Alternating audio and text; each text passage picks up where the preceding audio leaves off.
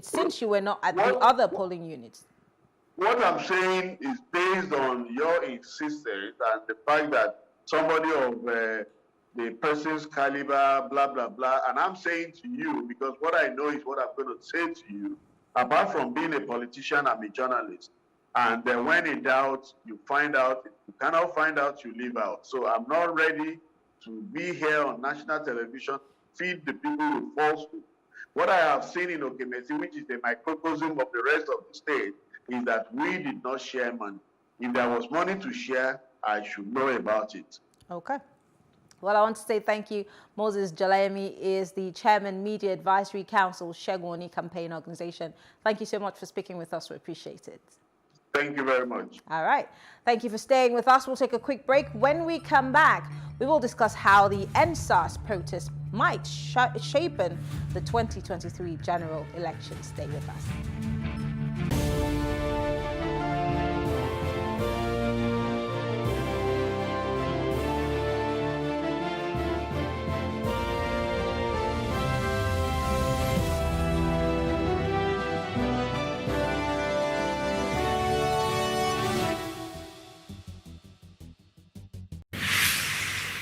So what are the top decisions that the United States considers necessary that Nigeria must take?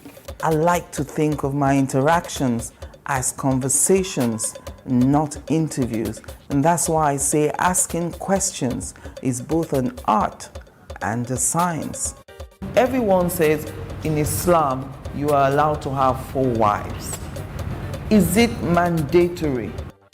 The right question enables answers that educate, inform, clarify, and help you, the viewer, to better understand the issue before making up your mind. Our goal is to reduce from 10 to 2 days the time it takes to register businesses in Nigeria. Join me every week on this station plus TV Africa and gain exclusive access to my conversations. I'm Angela Ajetumobi.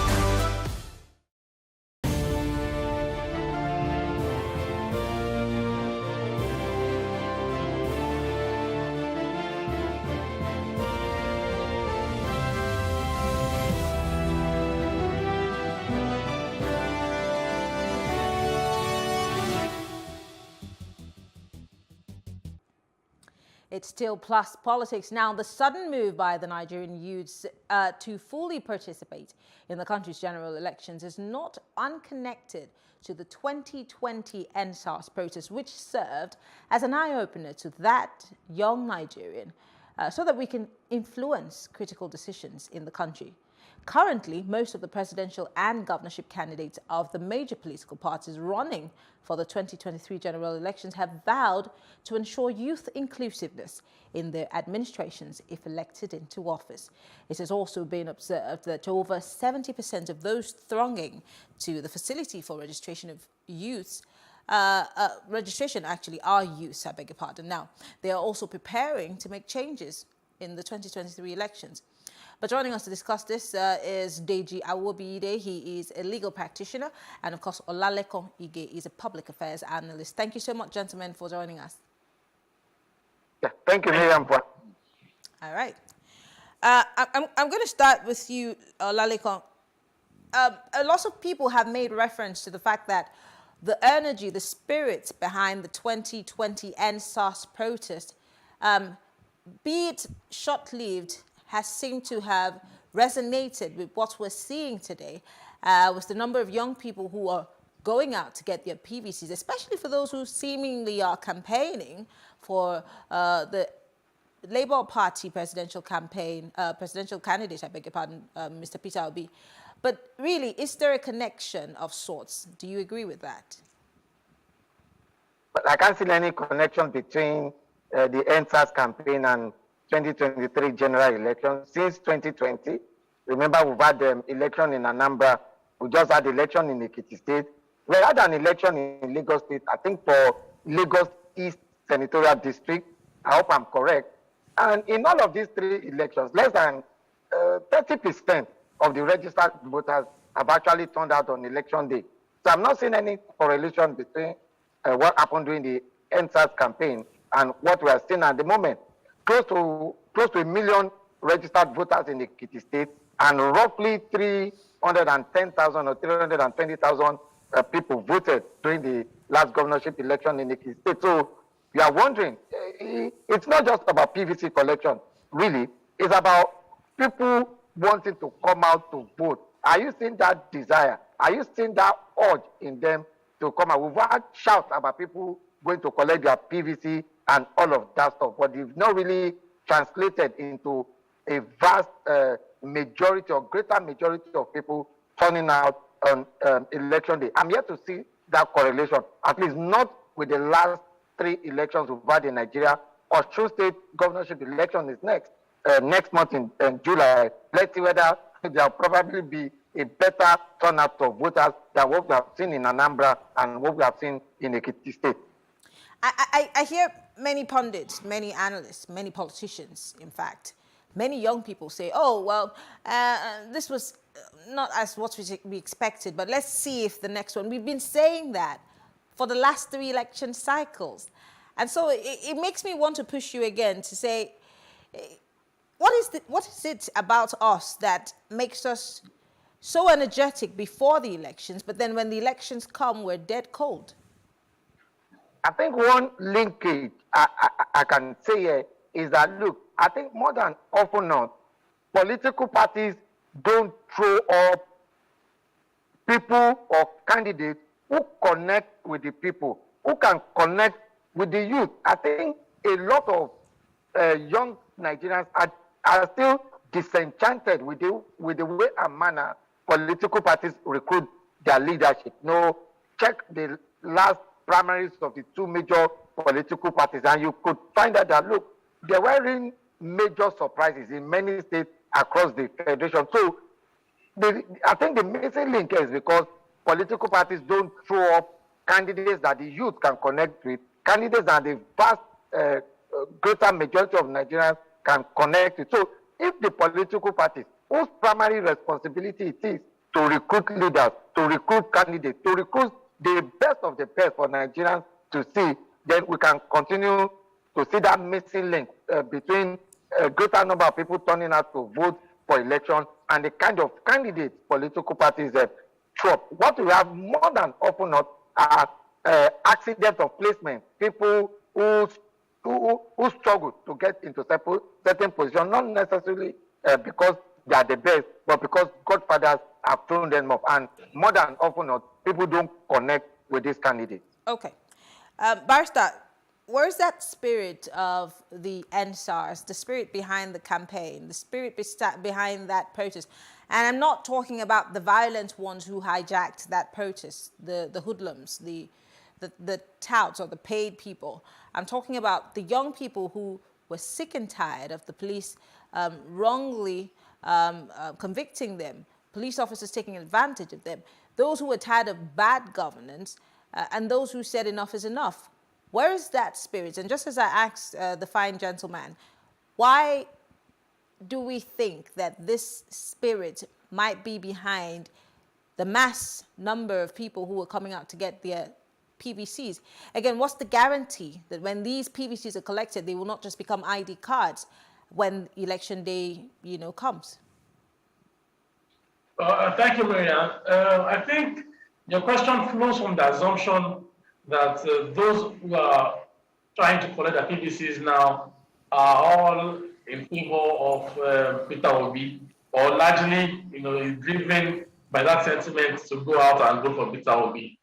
Well, just let me remind you also that among the large number of youths who are trying to get the PVCs, you have youths who also belong to the APC or who have preference for the APC, same for the PDP and other political parties. So it is a false assumption to just think that, oh, this drive is largely because of the Labour Party candidates. Now, having said that, you also need to understand that, yes, the youth can have all the drive and all the desire to go out and vote. But if you do not vote on election day, then you can as well kiss whatever ambitions, whatever desires you have goodbye.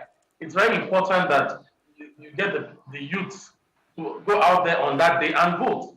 Now, what you've seen over the years, and as Oladipo mentioned earlier, is that these political parties that are established, the PDP, the APC, they have structures on grounds, they have party members at ward level who are ready to risk the hardship that the election process always shows up in Nigeria, stay on the queue for hours, sit down and stand by their votes, and ensure that the votes are counted.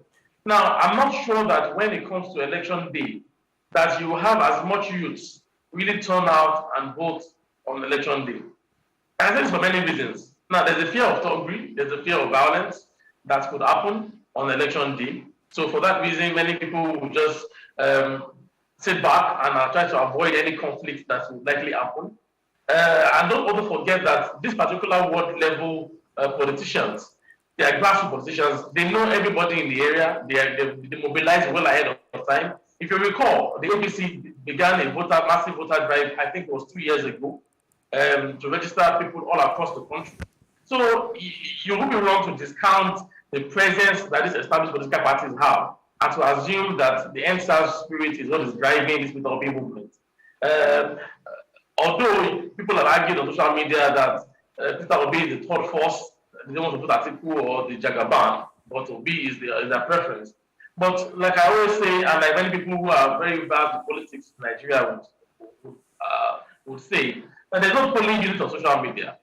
Okay, so no matter how much noise or how much discussions you have on social media, it must translate to actual voting on election day. It must translate to mobilizing everybody, all and sundry, to go out and vote for your candidate on that day. So that's why, even though the spirit, it seems as if, oh, the youth are tired, they want to change. But you also need to ensure that structures are put in place to have people at every level, ward level, state level, local government level, to push the agenda of whichever candidate that the youth are supporting. But it will be wrong to assume that all the youths are for Peter Obi. There are also youths who are actively supporting the APC candidates. There are also youths actively supporting the PDP candidates. And if you see the comments that you have on social media, you will see that these views are largely divided along those lines. So there's a polarization of those views along those candidates. So it would be wrong to just assume that this massive drive is all about Peter Obi. I beg to disagree on that. Perfect. Let me take you to Ekiti State. It just happened over the weekend, the governorship elections, and I just spoke with somebody from the SDP campaign for Segun Oni, and not just the SDP, but even the ADP candidate complained about the some irregularities during that election.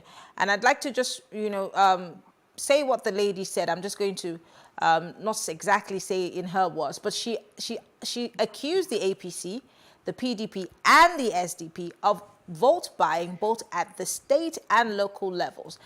And when the SDP man was arguing that, oh, the ruling party was the one engaging in most of the vote buying, I asked a question which I'm going to pose to you now.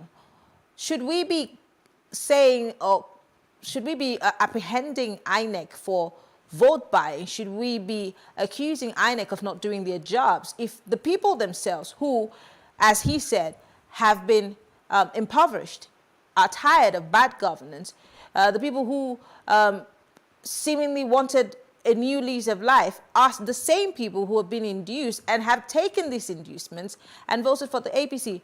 should they not be the ones that we should be targeting our energies at instead of the INEC, whose job is to conduct elections? Well, I think asking INEC INEC already has the law in place as relates to vote buying, so it is legal, right? But you cannot task INEC with that duty of apprehending people who are engaging in vote buying on election day when they have to deal with the logistics of conducting the election. How would you expect the election officer who's on duty to leave his primary assignment and then go ahead and apprehend people who are engaging in vote buying? That's the job of the security agencies. And you did see some videos of EFCC officials arresting people who they felt were engaging in vote buying. So there's some balance there as well, because also in Advocate, I did see some videos of people on the queue insisting that they will not sell their votes. They said in local parlance that meaning that we are not going to collect our money to cook a pot of soup any longer. We're going to exercise our franchise and vote our conscience. But you cannot legislate for all individuals in that regard, because it's a matter of conscience. If a person feels that he wants to collect money and still vote, because there are two ways to it. There could be collection of money and not voting for the person who paid you the money. There could be go and vote for my person. Let me see what you show me the ballot box from a distance, the ballot paper from a distance, and then I'll pay you eventually. And there will be those who will collect the money and still go ahead and vote for their candidates.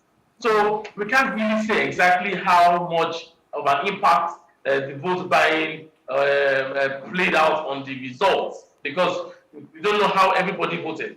Okay, so but of course, those who were engaged in it were apprehended, at least largely, from the bills that we saw.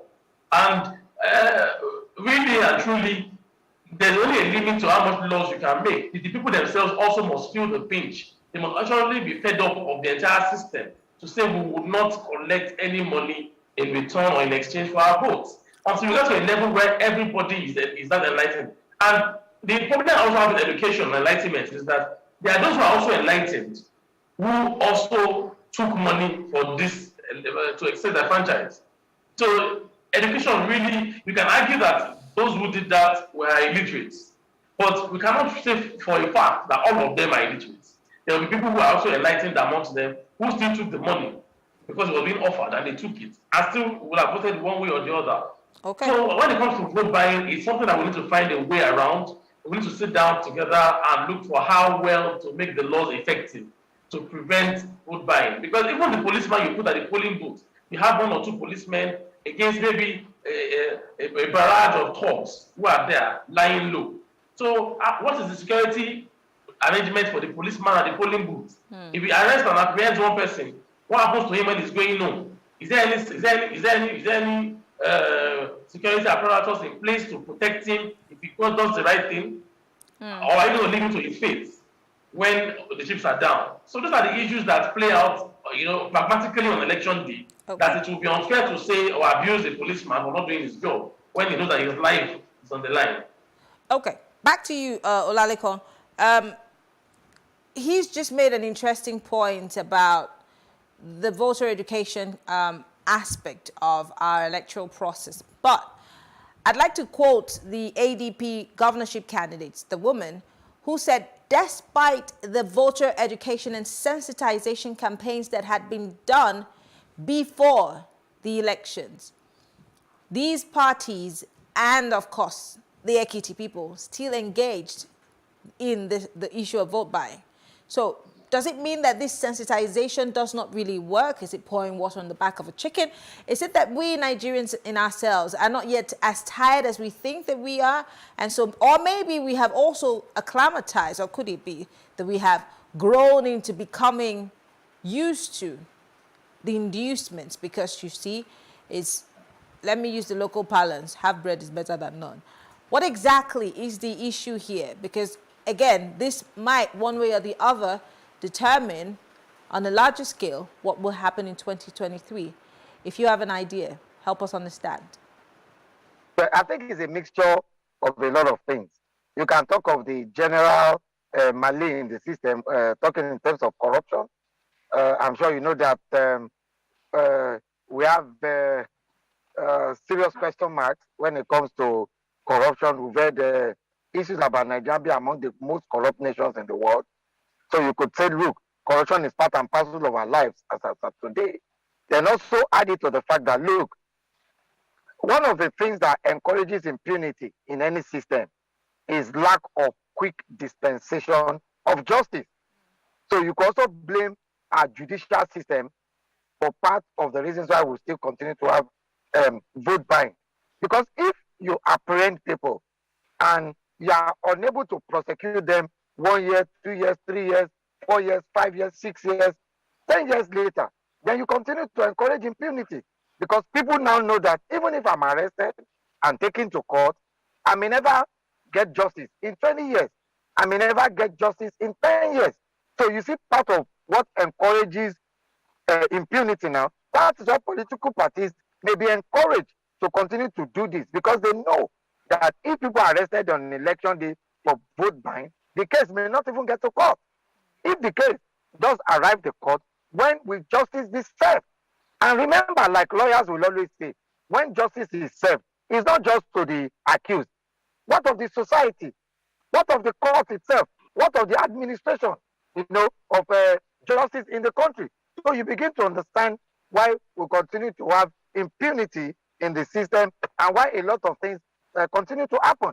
So it's a mixture of a lot of things as to why we continue to have vote buying. And like my friend on the other side had said, look, it's not just about ignorance. We have people who are well educated. We have people who are even well enlightened, who are also willing, to also sell their vote. Some for 5,000, some for as little as 1,000, some for 10,000. Of course, remember we also had the issue of a delegate election across political parties only recently. And you are aware of allegations of delegates being offered money in foreign currencies to vote for particular candidates. So it's not just about during an election, you are talking about vote buying. You're also talking about vote buying, even during delegate conference of delegate convention of political parties. What if some of those selling their votes during the general election are also saying, this is an opportunity for me to collect my own share? After all, I was not a delegate, to the convention of a particular political party. This is an opportunity for me to also get my own share, So you can see the way we are exporting some of these things, because even during parties convention, you hear of allegations of people being offered money to vote for a particular candidate. You are aware that EFCC was also present at the national convention of the APC and at the national convention of the PDP. What was EFCC doing there? If not that there were allegations of people being bought over in foreign currencies.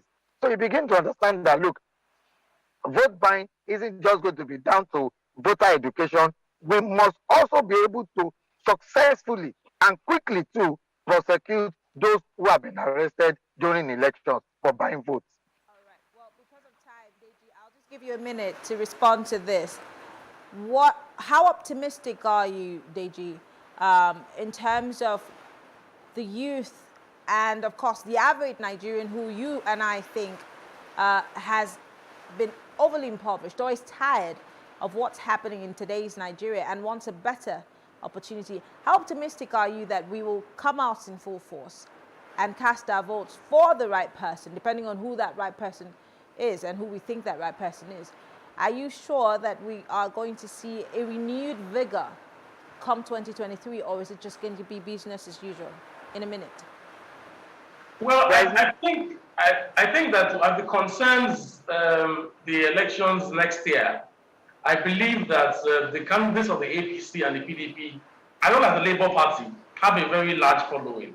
I believe that all candidates will try to energize their base to come out and vote en masse. You did see the arrival of the Jagaban, Asiwaju Bola Ahmed Tinubu, to Lagos, and the number of people who were present to welcome him back. I believe that the former VP Atiku will also command the kind of following as well in the north. And I believe that Peter Obi also would command that kind of following. So the issue eventually would boil down to who is able to get as much people to the polling booths on election day, who's able to galvanize the base to come out and vote. So whoever wins the election will be the person who has been able to successfully get his people to vote all over the country. And I don't think that the way it's going, that just discussing on social media will be sufficient. You need to go to the grassroots level. And this is where the PDP and the ABC have the advantage because they have structures that have lasted a very long time. Okay. Well, I want to say thank you, Deji. Awobide is a legal practitioner and Olale Konyige is a public affairs analyst. Thank you so much, gentlemen, for being part of the conversation. Thank you for having us. All right. And thank you for staying with us. That's the show tonight. I'm Mary Anna Cohn. We will be back tomorrow talking about the biggest stories in our political scene. And of course, don't forget, if you missed the show, you can watch live or you can watch a recorded version on our YouTube handles, which is Plus TV Africa and Plus TV Africa Lifestyle. I'm Mary Anna Cohn. Have a good evening.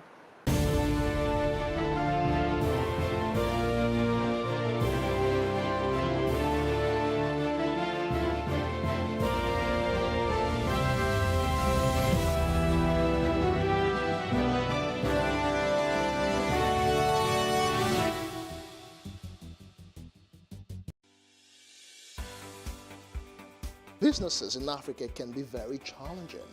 In Nigeria, it is particularly intimidating, and successful builders have learned how to navigate a hostile environment to unlock opportunities. But one major challenge businesses face is how to filter through the noise and identify where their ideal customers exist. Get insight and practical steps from industry players and captains of industries. Hear success stories to help you make informed decisions as you scale your business in Nigeria. Watch Business Insights at this time on Plus TV Africa.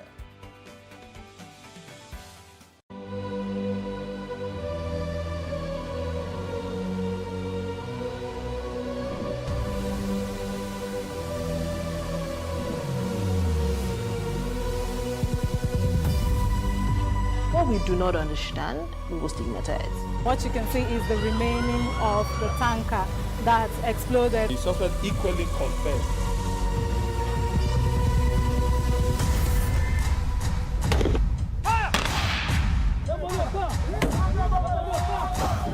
Now 500 naira they collect them. If you no talk, then go beat you. Now 2,500 they pay.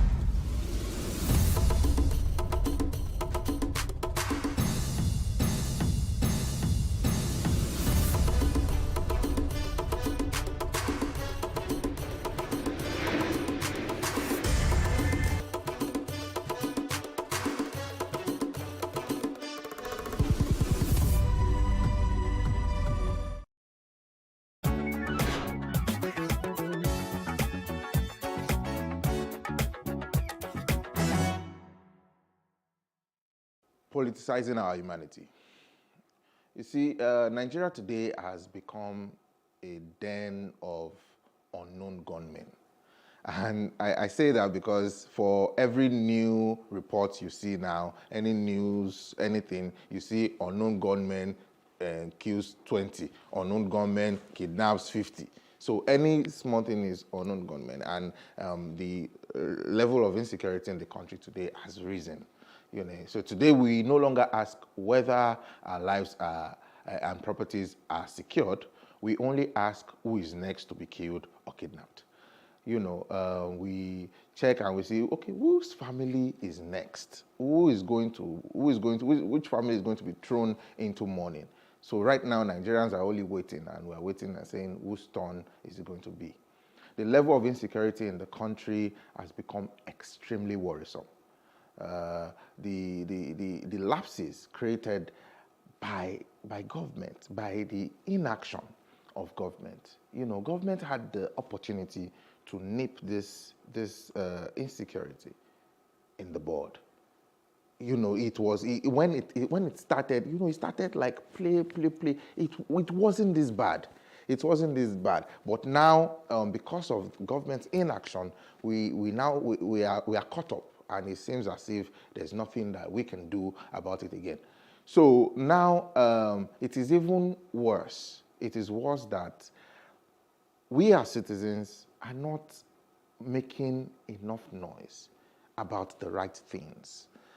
We are concerned about some other things. So despite the worrisome state of our dear nation,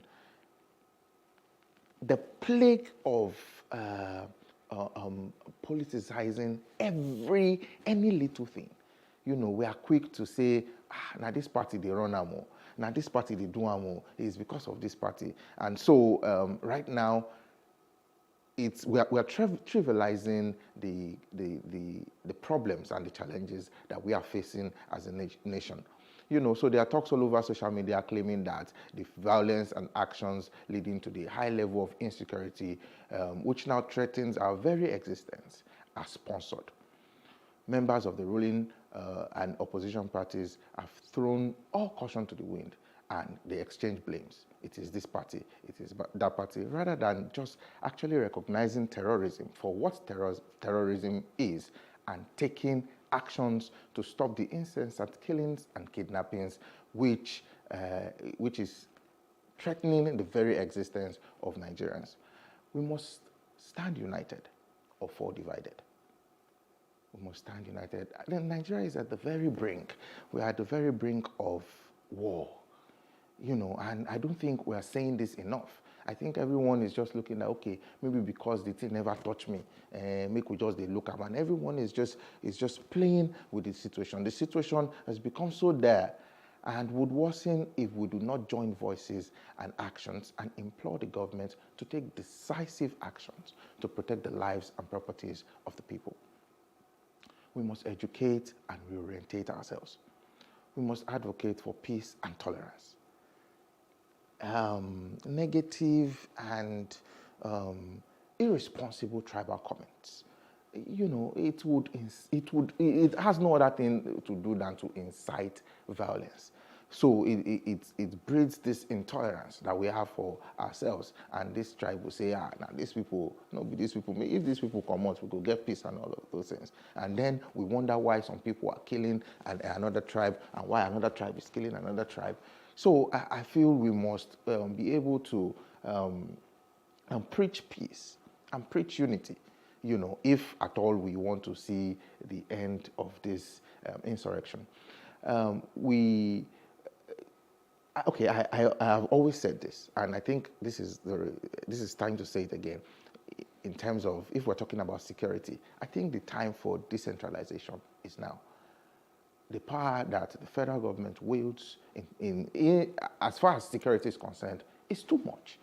And it would seem that even that power now is overwhelming, such that they don't even know what to do with the power again. Assign state governments with the task of security responsibilities. Yes, at federal government level, there are some powers that you cannot just take away. But let the security apparatus in the police, security operatives that you have, let them be responsible to state governments. Let state governments take charge. Let them take charge. A governor of a particular state will not be looking at while his state is burning, and the governor is crying to federal government to come and help. So what then is the duty, and what then is the work of the state government? We had mentioned earlier, but I'm just going to chip in again, that religious leaders have a role to play. You find religious leaders being totally irresponsible and reckless with the comments that they make, knowing fully well the power that you wield as a religious leader, knowing fully well the hundreds of thousands, perhaps millions of people that listen to you and take your word as law. You need to be very careful. You need to be cautious of how you urge people on, because comments that you make in ways incite violence against perhaps other religions, and then you have this religion attacking this religion. Oh, they attacked us first. Oh, they attacked us first. So I think now is the time for our religious leaders to come together and preach peace and tolerance is very important. So once again, I would say conclusively that I think we need there's never been a time to call for peace and to call for tolerance and to call for unity as now, using our voices, using our platforms to advocate for peace. Because at the end of the day, like I said, is just turning and turning and turning, and Nigerians are just looking at who is the next person to fall victim.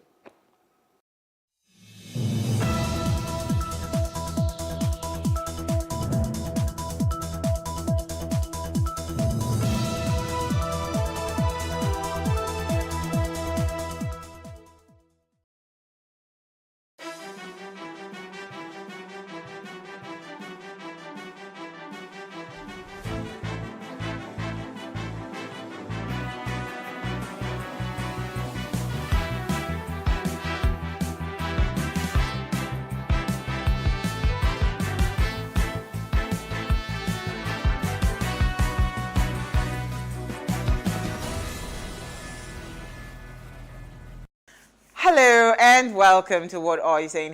#Ways, where we talk about topics in the news as it affects us all. I am Osayuwa Mesali and we have a full house. Hey ladies, who are we starting with? Laide Oro.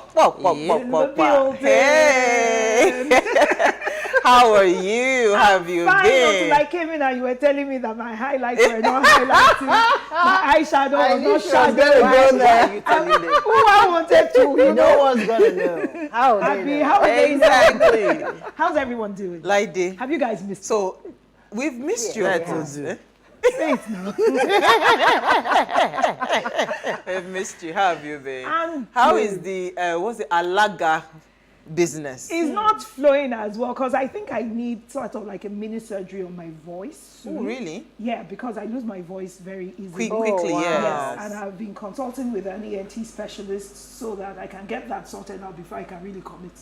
Because So I you can do only a lot of shouting, singing. Yes, you do shouting, and you don't even know how excited you get when you start speaking and how high till you lose your voice. You lose your voice, and then the person that booked you for the day after can't get any projection out of you. So just pray for me, Sha, because it's a major thing for me that I get that sorted out and I can resume my destiny. Because that thing, you are destined for it. Oh wow, Uti, how was your day? Well, traffic. Don't remind me. Petroled. Stationed. Hot topic. And do it again the next day. So, I'll wait to what's in the news, but you know, That's the day happened. The day happened. As always. Norma, how about you? The day happened. To you too. It was okay. I mean, aside the normal chaos of Nigeria, that will become abnormal soon. Hopefully soon. Amen. You know how interesting it is? I woke up, here I was thinking it to myself. Wow, this is going to be a very productive day. That's why I get up. 5 a.m. PM, I was up. I entered 5:30. You saw gridlock on the road. I was in traffic for 4 hours. 4. Just to get out of the traffic. That kind you can't turn around. There's No, you nowhere cannot to go nowhere. It's one You way. are locked. one You are way. As in lockdown, no. Yes. Lockdown. It can bad. be terrible. And I saw students, secondary schools, primary school School students, school buses, primary school students, all of them, everybody. Some people now had to come down with their children. They were trying to go to the other side of the road. And it rained a few times today, actually. So I don't even know how you survive that when you don't plan for it. I mean, I told you now that on my way coming to this studio today, on my way coming, I like that English. When I got to Lekki, there was absolutely no rain. And then turned out to come into the VI extension, raining heavily. So how do you tell someone that it's raining where I'm coming from? They can't believe like, you. yeah, right. They can't believe you. All right, so it was Father's Day on Sunday, so we cannot avoid it because it's our ladies' night out. We saved the topic for today. There's so much going on in the news about men, and it's always, every time they always accuse us that everything woman will just be talking. Did you see all the fanfare before our local? It's Father's Day. Okay. Yes, no, they took this one personal. Yeah, it was very personal. Did you see the father with the Egyptian crown? That everybody was attending to him. They sent out disclaimers like ours before that single women, please. All that I'm also a father. Don't do it this time. Don't come and share. Come and share our day with us. So we want to actually discuss the topic on raising our men, because it seems like everything you turn around, you hear stories. I mean, it's really some are really great stories, right? But a lot more are really pathetic. You would just understand that this person just had a bad bringing, bad environment, bad influence. So we want to just speak to the conversation around raising the male child, right? Yeah. And here's what we found as today's quote. You're not just raising your son, you're raising somebody's husband and somebody's father. So raise him well. This is from Pinterest, right? So we all know that the popular saying, boys will be boys. We know that popular saying, right? But that's not entirely true, because boys won't always be boys. Boys will be men. An article on Lagos Moms reports that our world needs to raise boys to men with the right attitude and character. So as parents raise their sons, there are certain things to keep in mind. Raising true men begins with having a clear picture of what role a man plays and who a man needs to be. So it's our ladies' night out. As you can see, we have a full house. Laide, Noma, Uti and I will be asking this question. Have we raised our men right? And this is not to antagonize anybody. Just listen to the question properly and answer. So the men will ask, I mean, when we open our phone lines, we really love to hear what men are saying. Have you been raised right? And also women would also answer that question if you can, right? So, but we'll do all of that. First, let's take a break to see what we found in the news.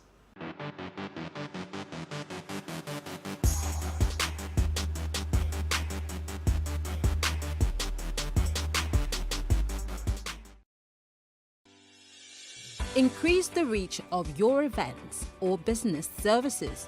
To advertise on Plus TV Africa, please call 0906 000 5719 or 0909 040 8408, or send an email to marketing@plustvafrica.com. Plus TV Africa. Big stories live here.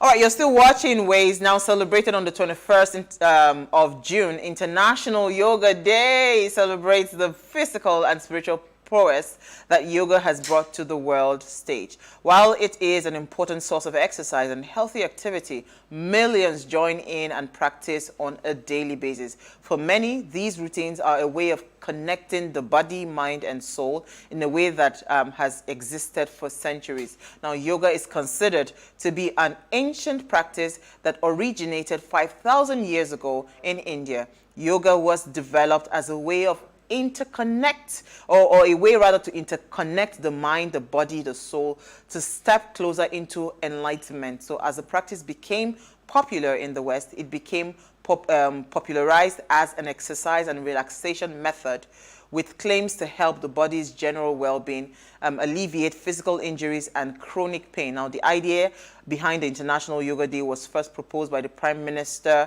Modi on September 27th during his speech at the UN General Assembly, where a resolution to establish June 21st as the International Yoga Day was introduced by Indian Ambassador Ashoka Kumar. Now, so happy. You know what I'm particularly excited about this day? Remember how I told you guys I had terrible pain, back pain, neck pain, everywhere you turn. Like literally I couldn't get up from my bed. It was that bad. So I just said to myself, what can I do? So I just went online. I said, what are the simple yoga exercises that I could do, right, for back pain?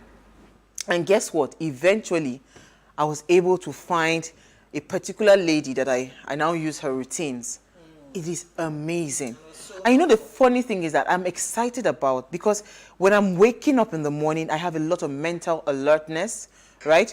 Mental alertness. I have, like just, you just feel some kind of light from within. So for me, that's really exciting. I don't know about who is doing yoga here. Maybe I'm talking too much. Yoga here, but when we were younger, my younger sister used to be able to tie her legs into a knot. And we found that really, really amazing, because it meant she was flexible, but it was the yoga pose. And of course, we all know about is it the mantra for trying to find some calm and peace and finding Zen? So at times, even without it being necessarily yoga, just breathing in and out, the act of meditation, and silencing your spirit and your mind I think it's part of it. But I won't call it full-on yoga. I think it's also... okay, yeah. No, I was going to say that I think it's also something that the more you do it, so you get more value from it in terms of consistency. I haven't done yoga for a long time, or rather any long consistent stretch, but I really enjoy, I don't know if we even have anywhere here that does it in Nigeria. Oh yes, act of living. They invited us. A particular type of yoga. So I like the Bikram yoga, which is like the hot, you're like in a hot, humid room. Oh, okay. And so yeah, so that really for me, because I also had to have like physiotherapy on my back and all of that, so that really helped me. But I think it's one of those things. And maybe we would even get more value and benefit from doing it now, because it really calms your mind. Chaos, right. yeah. So you go all the chaos going on. Center yourself. Absolutely, you need to be centered. Lagos, if you don't center yourself, they will center you. Okay, so who are we starting with? Let's start with you, Norma, your story. Okay, my story is about our dear president, who has nominated 7 ministers to replace Amechi, Akpabio, and others. So the story has it that the Senate has received 7 new nominees from President Muhammadu Buhari for consideration and confirmation as ministers of the Federal Republic of Nigeria. Their nomination is contained in the letter he addressed to the President of Senate, Dr. Ahmed Lawan, and read on plenary today. And it said that in the letter, he listed ministerial designates that include Henry Ikechukwu from Abia State, Omana Okonomana from Akwa Ibom, Kuma Joseph from Ebonyi, Goodluck Obia from Imo, Umar Ibrahim from Kano, Ademola Adewale from Ondo, and Udum Odi from Rivers. And the president says that his expectation is to receive the usual expeditious consideration and confirmation of the nominees to the Senate. And these newly appointed ministers will be replacing ex-ministers, Rotimi Amechi, Ogbonneanu, Godswill Akpabio, and Emeka Wajuba, who all resigned in pursuit of their presidential aspirations. So, well, basically, these names have been submitted, and we are waiting on the Senate to approve, or your name is supposed to be honestly, there. I was going to say that. Couldn't the president have just, decided to just give us a parting gift? You should have just at least nominated maybe like 3 out of those positions, women. Just give us something to say, okay. I mean, for how long are they going to be there? Just let them. Yes, even if it's 6 months. That's what I'm saying. Yes, now that's what I'm saying. They can parting do. gift. Seem to be trying. Yes, we seem to be trying. When I saw it, I said 7 people. You couldn't find. Some I said. Daddy, take it easy. I don't think it was part of the 7-point agenda. Uti, was it? even you are competent. Don't worry. When you get there. I wasn't part of the 7-point agenda. No, it wasn't. Let's move on. Oh yeah, Lady, your story. Okay, so we're talking about the Independent Petroleum Marketers Association of Nigerian, short form IPMAN, says its members can no longer sell premium motor spirits, PMS, which is known as petrol to everybody, at the regular price due to a hostile business environment. Through petrol subsidy, the government fixed the price of petrol for consumers below the international price. Last week, the southwest zone of IPMAN threatened to direct its members to sell petrol at 180 naira per litre. Confirming the development, Akin Akinrin-Ade, chairman, Lagos Satellite Depot, in a media briefing in Lagos on Monday, said its members can no longer dispense petrol at filling stations below 180 naira per litre. Now, let me break it down and tell you why it doesn't work for them that way. He said for you to load a litre of petrol, you pay 162 naira per litre. You will have to add the cost of transportation, which is between 6 to 8 naira, depending on the distance from within Lagos. If it is outside Lagos, it is much more than that. So if you add 8 to 162, you already have 170. And this product is regulated by the government, and the government wants us to sell at 165. We have not added the charges at the depots and the running cost at our stations. He added that the cost of diesel amid the country's epileptic electricity supply situation also affected its members' running costs. You know what diesel says now?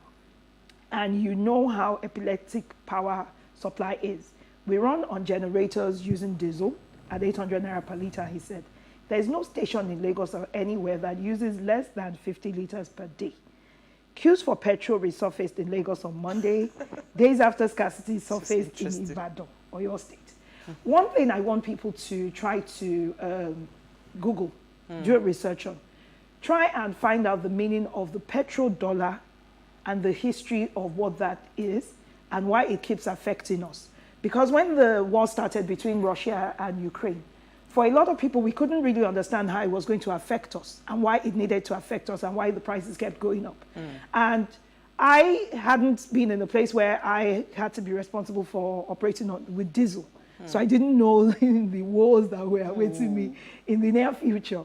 And then when I saw the large discrepancy in the increase between I think they said it was 220 at first, and then it went up to 700 and other 700, and then now 800. And someone said it might even go to 1,000 very soon. I had to research, and I found out that this thing started from the times of Iraq war and why they went into war in the first place, and the reasons why China and Russia seem to have issues with America. Just Google petrodollar. You would understand why we're at the place we are. And diesel going up and petrol going up is not peculiar to Nigeria or Africa. It happens everywhere. You would see the people in the United States complaining about it being about $6.50, I think, per gallon. So it's everywhere. It's just that our units, our money doesn't have any value. So when you start talking about units being in hundreds just to buy petrol, it seems so exorbitant and it's killing for us. So may God save us soon. But I don't know how they can ever bring it back down. It can't come So down. the problem is, I mean, and I hear you when you talk about the petrodollar. I think the problem that we have is come on, we have crude. If we were refining locally, it wouldn't matter about the petrodollar. Then we'd be talking about the cost of transportation and the efficient ways in which we transport these petroleum fuel-based products or fossil fuel-based products. I mean, that's the painful part, I think, for me and for a lot of Nigerians, is the fact that we're importing something that we are exporting raw material. So on a, will I call it net, by the time you talk about the fact that crude is going up in price, I think that it was $113 to a barrel. We're not enjoying the benefits of that, right? Because we're budgeting $4 trillion. To be able to import and to subsidize, right? So we are losing because, I mean, I was listening to the radio, I think it was 2 nights ago, and they said, oh, if they remove the subsidy, how much would petrol be? And so I did a quick calculation. I said, okay, if we're subsidizing at 200 naira per litre at the moment, so plus the 165, that's like 365. And the marketers are already telling us that that's not going to cut it. So 180, let's say, 380, 400. Yeah. Now, if you've got a 70-litre tank, one tank going to run you about 28,000 naira. How much is your salary again? No, so at that point, yourself. You see, Owambe, we reduce everything. Everybody going to sit at home. But the funny thing is, they keep finding money for these things. And let me say to you, I'm just saying to anybody that cares to listen, empower yourself. Start to earn Forex. Find a way. It's true, because the truth is, if you were going to calculate it, right, if we want to leave it and just put, we are looking at 500 naira per litre, right? Let's just, about that. Yeah. So really, how much can we afford as people currently with the current, it's not like the salaries are increasing. So, but the point is, are we ready to just say, you know what, let's just end it now and just and wake up to our reality? I think it should be a gradual thing. Now, if we had last year, if the government had stayed the track and not pushed back, if you are gradually increasing it, like I said, when I did that calculation, it's one thing to say remove it. It's another thing to now calculate the real impacts to you. Remove it is not the solution. So no, but remove it is the solution. It's just we have to eventually get there. We have to get, but we have to walk people. And then we kind of have to juxtapose it with how soon are refineries coming online? How soon are the refineries we have been optimized? So that, you know, if you even know you're bearing something for a short period of time. The problem that I believe that it's like, okay, so if tomorrow you scrap the subsidy and then me, I'm paying 28,000 and the senator is still adjusting. Yeah, this one is still adjusting. You have not caught the bloat in the public sector. Then what are we saying? Some animals are more equal than others. Nigeria as it stands. Let's move on. And again, you know the sad thing again, they've not even explored gas at all. They keep blaring. I mean, let's go to you. Okay, so we will come to it again tomorrow. All right, the powers that be in the world, it just took my story. But it's a follow-up. Oh, I don't know if you can help me open it. But it's a follow-up to Laide's story. Mine is the federal government talking about the fact that they can't subsidize diesel and aviation fuel. So, of course, we just talked about the fact that petrol is subsidized, right? Diesel, of course, as we know, is not, and neither is aviation fuel, which is why diesel has now gotten to the possible, it's like a threat now when they tell you that diesel will hit 1.5. So that's looming. Of course, we all know the aviation industry has been facing this problem, and the airlines have claimed, or no, the airlines have even gotten to a point where they had all come together to say they were going to shut down. Of course, the government intervened. Until now, we're still not seeing the traction that we want to see. So the Minister for State of Petroleum Resources, Chief Timipre Silva, has now just enlightened the fact that these markets are deregulated, unlike petrol, so the government cannot intervene. What their solution is to democratize, even though they've been saying this for a while, because, I mean, the aviation fuel problem has been here for a while. And this is a problem that is critical enough for us to be able to move quickly. So when you say you're trying to democratize the process and you're trying to get access to allow the airlines, because you know the airlines have said they want to be able to source their own fuel, which is actually not even the best way to do it, because if you go, I go, everybody is doing individual buying in the market. What you should do is come together as a coalition. That's what airlines do everywhere else. And then you can source fuel, even if you're going to do it outside of the government. So the call for me here would be that please move quickly. Let's do this, because there was another story that came out this morning. I don't know if anybody caught that said Nigeria was owing $450 million to IATA. So the aviation space in itself, this dollar problem, I mean, it just has so many far-reaching consequences. So imagine if today IATA tells you, you are owing us money, you know, so that airlines' monies are trapped here. And so for you to fly back now becomes considerably more expensive, because the money they cannot recoup from you flying out, they will recoup it from you flying in. Yes. Oh, wow. Yeah, so it will be a lot more expensive to fly into Nigeria. So let's, like Laide said, today, God help us. It's just listing the things that make us wake up in a weary way. I mean, from frying pan to fire, now to Agbari Ojuku. We are coming. My own is Anayetoro. High Court in Ogun State has sentenced one Adela Care Barra to death by hanging on Monday for shooting and killing one Olaleye, okay, whom he accused of having illicit affairs with one of his 3 wives. So, delivering the judgment, Patricia Oduni held that the prosecution had proved its case beyond reasonable doubt that Barra was guilty of the charge, and so he's been charged to death by hanging.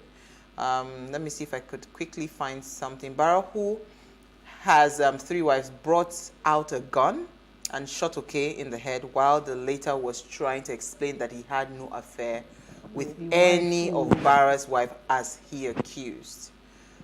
He accused him of having an affair with one of his wives. So why I particularly took this story is because we're discussing raising men today, right? I see that a lot of times when it comes to men, they tell you men don't cry. You understand? You're a man, you shouldn't do this, you shouldn't do that. So a lot of times you see that we have a lot of men that are bottling up a lot of emotions, and if given a gun, like, I mean, if you had a gun, instead of you to like communicate your grievance or whatever, you take action. And we've heard stories of a man stabbing a girl because she left him. That she said she know they do the relationship again. He killed her. You have to die. You know, so we're not able to manage emotions, we're not able to manage crisis situations because, you know, and I see this happen more with a lot of men than women, because women have always been trained in a way to just, you know what, communicate. And again, take the thing Just as bear it be. Let's bear it. But you see, a man, because he's not able to, express his it, he frustration. just uses Needs that. an Yeah. outlet. You know the irony? Yeah, go ahead. The irony of this story is that if his second wife if Had his an first affair. wife had behaved the way he behaved, he would never marry 3 wives. The Yeah, second would because be dead. he'll be dead. He'll be dead. So, But they will But still let's tell you not it's a man's world. It doesn't apply to him. Yeah. that's the point. So that I think that's the stronger part Uzi, of the conversation. that's very because, strong. Yeah, I mean, I think because when you said, I was like, a man is about to die. I shouldn't laugh, but the irony of it just struck me because I'm like, you killed somebody because you thought he had an affair with one of your wives. If your wife had killed number 2, Is it killed number 2 or killed you? You'll not even be It's alive. number 2 no, it's number 2 should have killed in the circumstances. Okay, yeah, well, yes, true. now. So if she had killed number 2, you won't try have number you won't try number three. 3, You won't have but number two you too. got 2 to number 2, and you got to number 3. So not only did one woman bury it, 2 women bore it. So this is And you are just getting to upset. validate your point. Yeah. You know what? So let's take a break. We want to discuss raising men, right? Stay with us. We'll be right back. To bear it.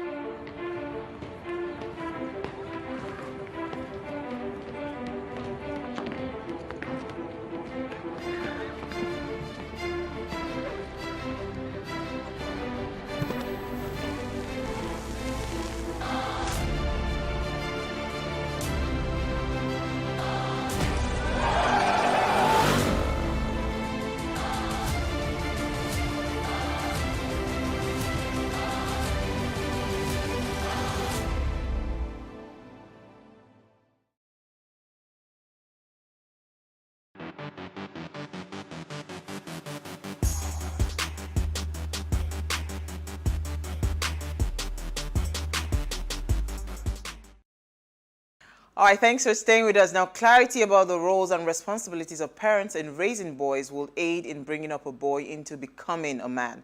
Fathers have a very pivotal role when it comes to the task of raising boys to become men.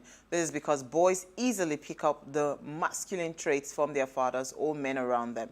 Now, fathers play an essential or especially important role in the training and teaching of their sons. So men cannot be passive in the home. While all children need to be raised with values and general life skills, there are unconscious lessons boys pick up from their father's behavior. Boys learn the act of being a man from the way their father responds to life issue. For instance, how does he love his mom? And, how does he express his masculinity, right? How does he model godly behaviors or his masculinity in the house? So as I mentioned earlier, we celebrated Father's Day on Sunday, and all over the world, everybody wished our fathers happy birthday, happy Father's Day, rather. So we want to shine the spotlight on men today, and we're asking, are we teaching them the right values? Who is raising the men who hurt women, and how can we begin to raise our men better, right? So we're asking that question, are we raising them right? If you agree that we're raising you guys right, if not, tell us how to do it better, right? So please, let's hear what you have to say. Remember, you can join the conversation. Send us an SMS or WhatsApp to 081-803-8663. You can also tweet at us at WayShowAfrica1 with the hashtag WayShow.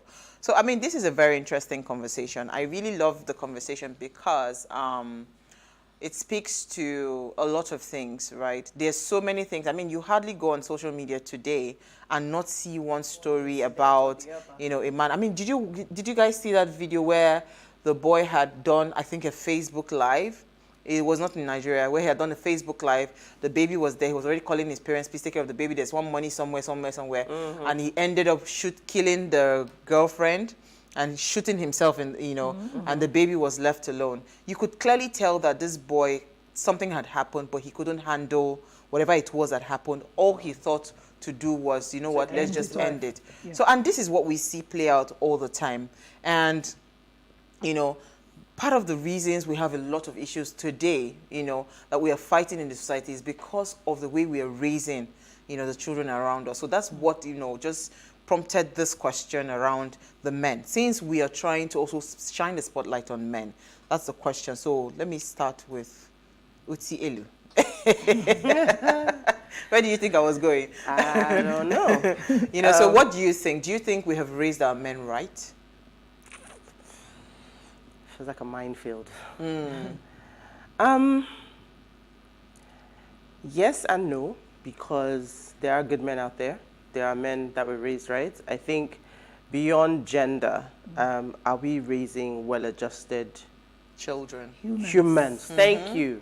Are we raising well-adjusted humans? Are we raising people? Are we raising the little people to grow up to be upstanding members of society who can process their emotions, who can handle stress, who can... I mean, the world our parents grew up in fact, the world we grew up in, is very different from the world our kids are growing up in. So there is always a shift in the approach to parenting because the world continuously shifts, right? But when we take a look at the men of today, you have the Gen Zs, you've got the millennials, you've got the baby boomers, you've got all the different generations, right? And we see certain behaviors run through. And for me, the core, if we take this story, for example, the man who went out and married 3 wives felt offended and, in fact, to the extent where he took a life because he felt that another man had been playing in his territory. Yeah.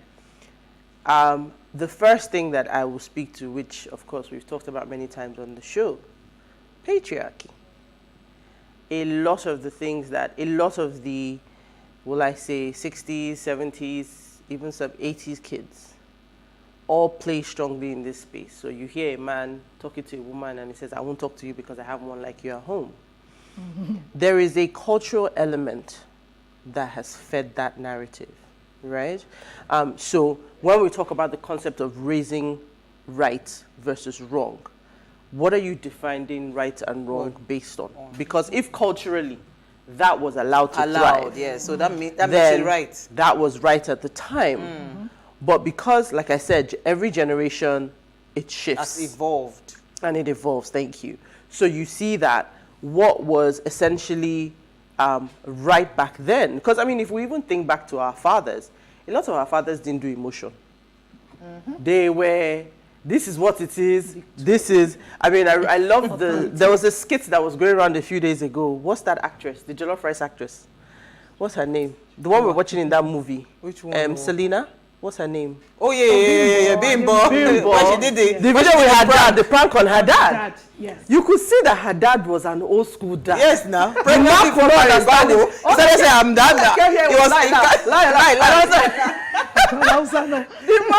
The man was like, she hadn't even said it. Never. He overheard it. Do you know what I mean? Talking about pregnancy? You know what I mean? So imagine that kind of father, and then juxtaposed to the fathers of today. Fathers of today, they have conversations. In our day, when your father comes in, you just hear doors, back. Everybody's outside. But now you see kids who sit there. Dad will come in, they'll be like, hi, Dad. Why and you're like, help me get that thing. It's like, what? So, you know, today's dads are all soft and mushy and, you know. So, again, this is the progression. So when we talk about are we raising right? Right for which times is my question. Okay, so let's move on to Lide. Okay, it's not so much are we raising right, it's who exactly is raising them. Because the women that complain the most tend to be the ones that give the men, these young boys, this air of, what will I call it? When they seem to be immune from any kind of discipline and... chores at home and everything. Chores at home, you raise them to be so-called kings. But you don't realize at the same time that the kind of men you regretted marrying or being in cahoots with are what you're raising again for someone else to deal with. So you're married to somebody, I'm talking from this emotional marriage point now. A woman marries into a family where her voice is never heard. She's never given the opportunity to speak up for what she wants. She has a mother-in-law that seems to be a mother-in-law from hell, telling her that whatever her husband wants is what he gets and you don't have a right to speak. But she then does the same thing to her son. And then when she has a daughter that is coming in as a daughter-in-law, she's treating the child the same way she was treated and she didn't like. It's just a cycle that keeps going on. It's almost as if they find it hard to unlearn those same behaviors that they complain about over and over again. A lot of times, for instance, in America, it seems to be rampant to have baby mamas. Nobody even seems to be looking forward to having the marriage yes. the way it's supposed to be anymore. You have people like Nick Cannon coming out, being the father of Abraham to like 500 women. And then you have, I mean, because I follow these American artists a lot, so I don't know who to compare them to. Except maybe Two-Face, maybe. But, ouch. Ouch. Straight bullets. See, where Two-Face they learn when Nick Cameron. When Nick Cannon, yeah. And then there's also a guy called Young Jock that paraded like 13 children. Another one paraded like 37 children. And the women that keep going to lay with them, yes, to have these babies that you know that they don't even have life support to give. They'll be child supported, they don't have it to give, but you keep laying with them because you think they have a name or whatsoever. When you let them get away with all sorts, how are you going to train the children you birth by them that you ought to be different? Absolutely. You know what, let's take a very quick break because I really want to open our phone lines early today. Then when we come back, I'll hear Norma's initial thoughts. You know, there was a video of that wedding video that the man, because he failed, you know, he failed a small quick game they played on the wedding reception. Did you see that Chinese man now? On the wedding, I think it was you that sent that he gave her a spank on the head boa. Because the wife because he lost the game. He lost the game live at the wedding reception. I said, who raised this young man? His mother will be sitting there very proud. We'll be right back.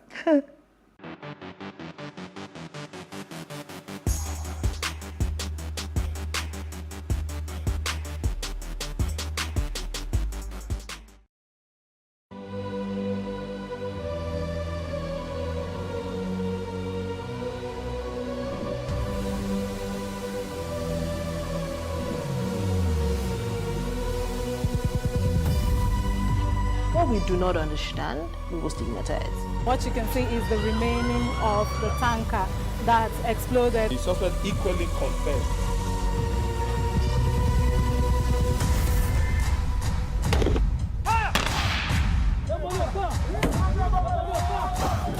A 500 naira they collect am. If you no talk, dem go beat you. Na 2,500 they pay.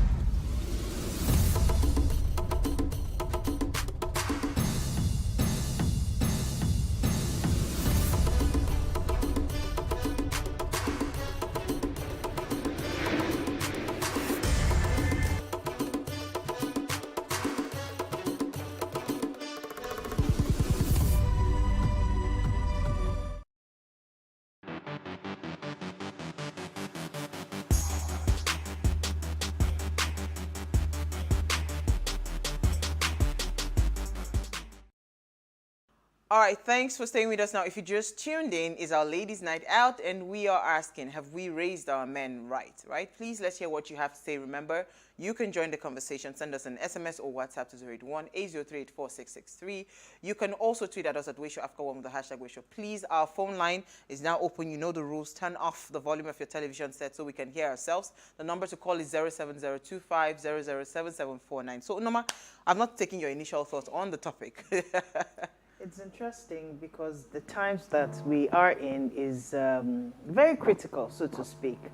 And in answer to that question, have we raised our men right? We did a good job, but over time now, that good job is highly relative depending on whose side it's falling on. So you have people with different ideologies about parenting now. Oh, some people say, oh, don't chastise my son or my daughter. I will do it Focus myself. on the son today. Focus on the son. Let's go. It does not cook, it does not clean. You have to be, you know. And then how did we get here where a lot of things have been watered down over time? It's still back to the different experiences that people have had and the decisions that they've consciously or unconsciously made to say, okay, if I went through this, I wouldn't want my children to go through that. But at the end of the day, they forget that some of the things that they seemingly went through is what made them who they are today. And then if you do not give certain opportunities to children, to the boys, they would not become the men that they're supposed to be today. So today's world now, we have a lot of entitled young men. We have people who have refused to be irresponsible. to be responsible, so to speak. We have people who are not vulnerable. They're not intimate because they learned that from their parents. Men should be hard. That men should be hard. Men should not cry. Boys should not do this or that. Show emotion. You have people who are not original or authentic in who they are. They want to be like other people because that's the norm.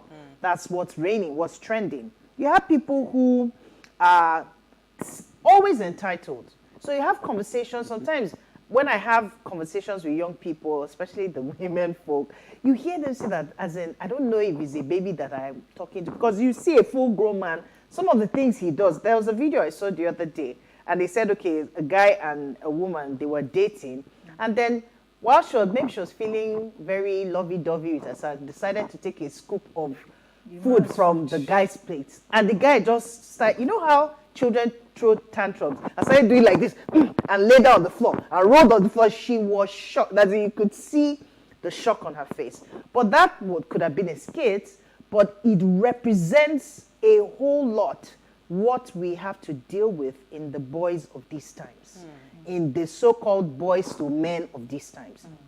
And if parents are not careful, if they are not paying attention, we probably won't have boys or men.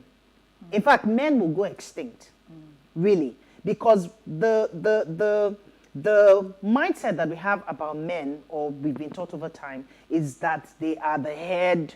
You know, it's like the figure, the pace setter, the leader, so to speak, and all of that. But we hardly have men who want to take responsibility today. Most men are looking for women who are made. And then they're the ones playing the victim now. Oh, and entitled. Oh, you must do this and do that. Question, right? When I hear you say something around, you know, we might not have men these days, and I'm asking this question: really, can we define who a man is? Let me try to answer that question. Now, if you're looking at it gender-wise, that might bring up all sorts of, discussion, so to speak. But for the man figure, let me put it that way, the man figure in a home or in a house or a person, as a person, is somebody who is able to make decisions for themselves, come to that point where you can make decisions, where you are clear about who you are and you can stand for yourself.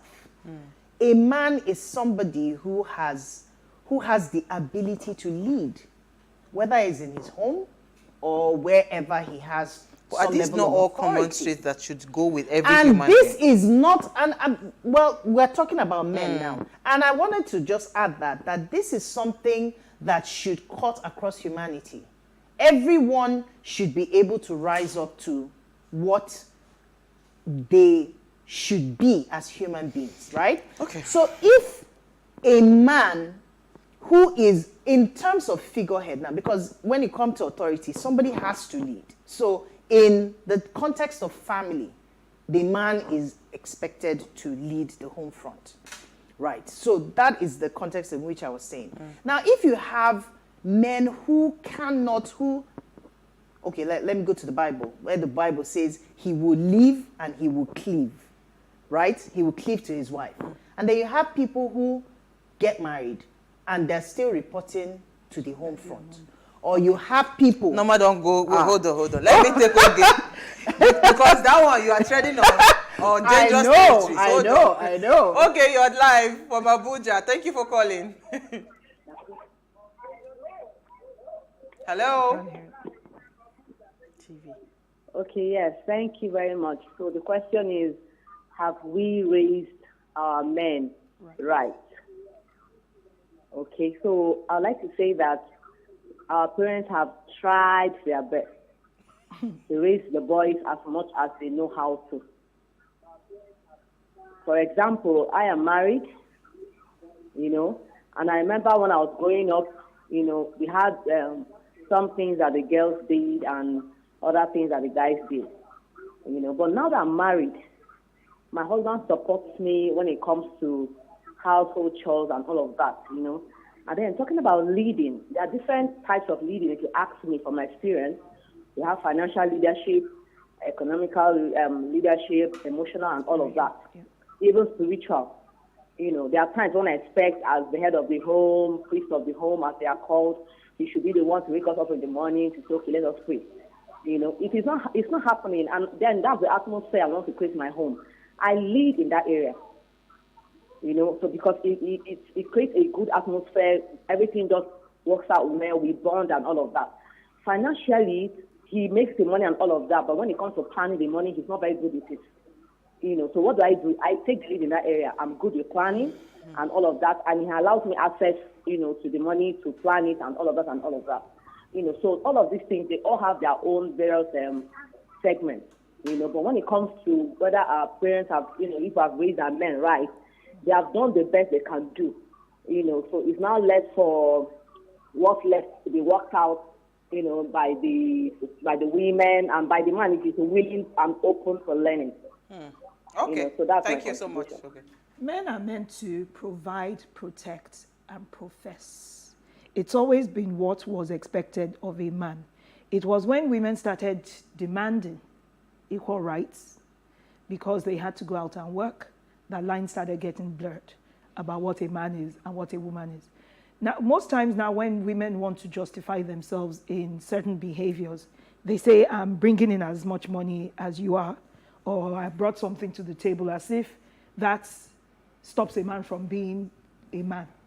We need to respect, I feel, we need to respect a man being a man as an authority in itself if you're going by the Bible or by religion or by spirituality, that the man is a head, but the woman is still a neck. So if you decide to get stuck, the head can't do so much.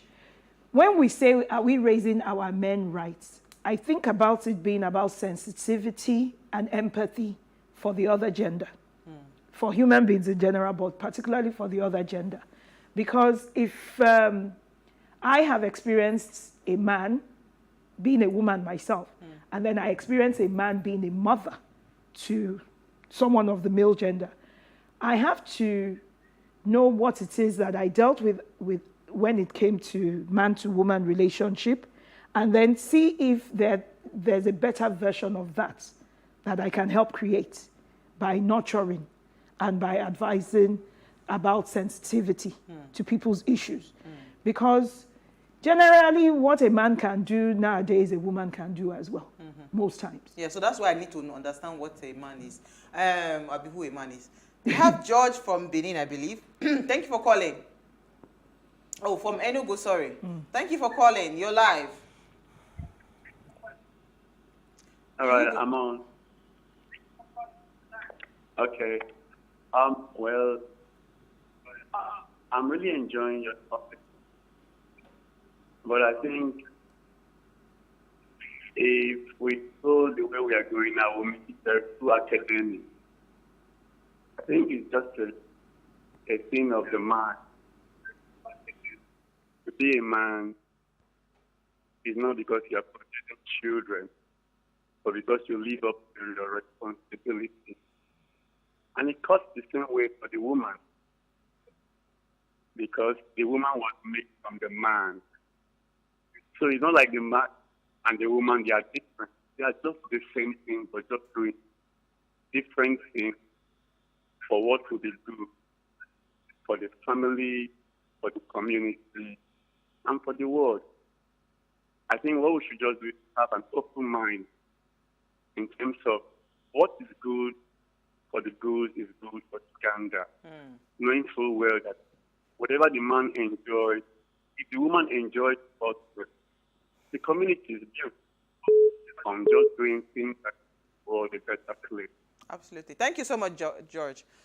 I'd like to hear you talk on this.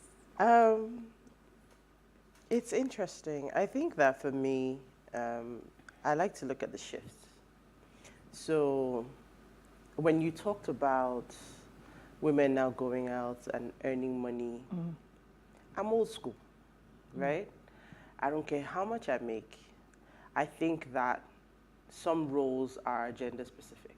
Yes. Right?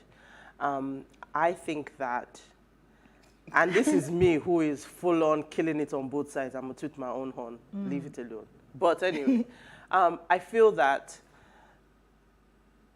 no matter what, right, a man has to understand that I have a place of responsibility, I have a place of leadership, I have a place of protect. I love the way you define that, by the way. All of those things come down to one key thing for me, is responsibility. You must understand your responsibility and you must live up to it. Now, the shift for me is women now have earning power. We go out there, we're killing it, we're blazing trails. In fact, a lot of women have become the breadwinners financially. Yeah. Now, there are bad eggs in the bunch, no doubt. But what I feel is that a lot of the time, women start earning. And I remember when men used to now start asking women, what are you bringing to the table? Okay, well, let's hold on. I think we have Loma from Abia State. Okay. It's a serious matter. You're live. Good evening, my sister. Hi, Loma. Good evening. Good evening. Good evening. It's Loma. Go ahead. Thank you for calling. See, let me just tell you. The problem we are having is that was what a woman can do. So what a man can do, a woman can do is better. That is the problem we are having. In those days, our parents will raise male child in a way that he will stand as an army, to stand against external aggression against the family. But these days, because of what a man can do, women can do better. The parents now tend to put their whole eyes on the women, on the girl child, to make sure they raise them well than the male child. So, if we are to say the male child, they raise them well, it was in those days. But this time around, men doesn't have mouth again. You don't talk again because if you talk too much, a woman will shout you down. Sit down there. What you can do, I can do it better than you. So what we need to do is to let people know. Nobody said a man should overshadow the women, but let it be done the way it was created from creation, that man is the head, so that they will still have the voice. Because very soon, just as our sister said, men will start going and things. We will allow women to do everything. Thank you very much. Thank you.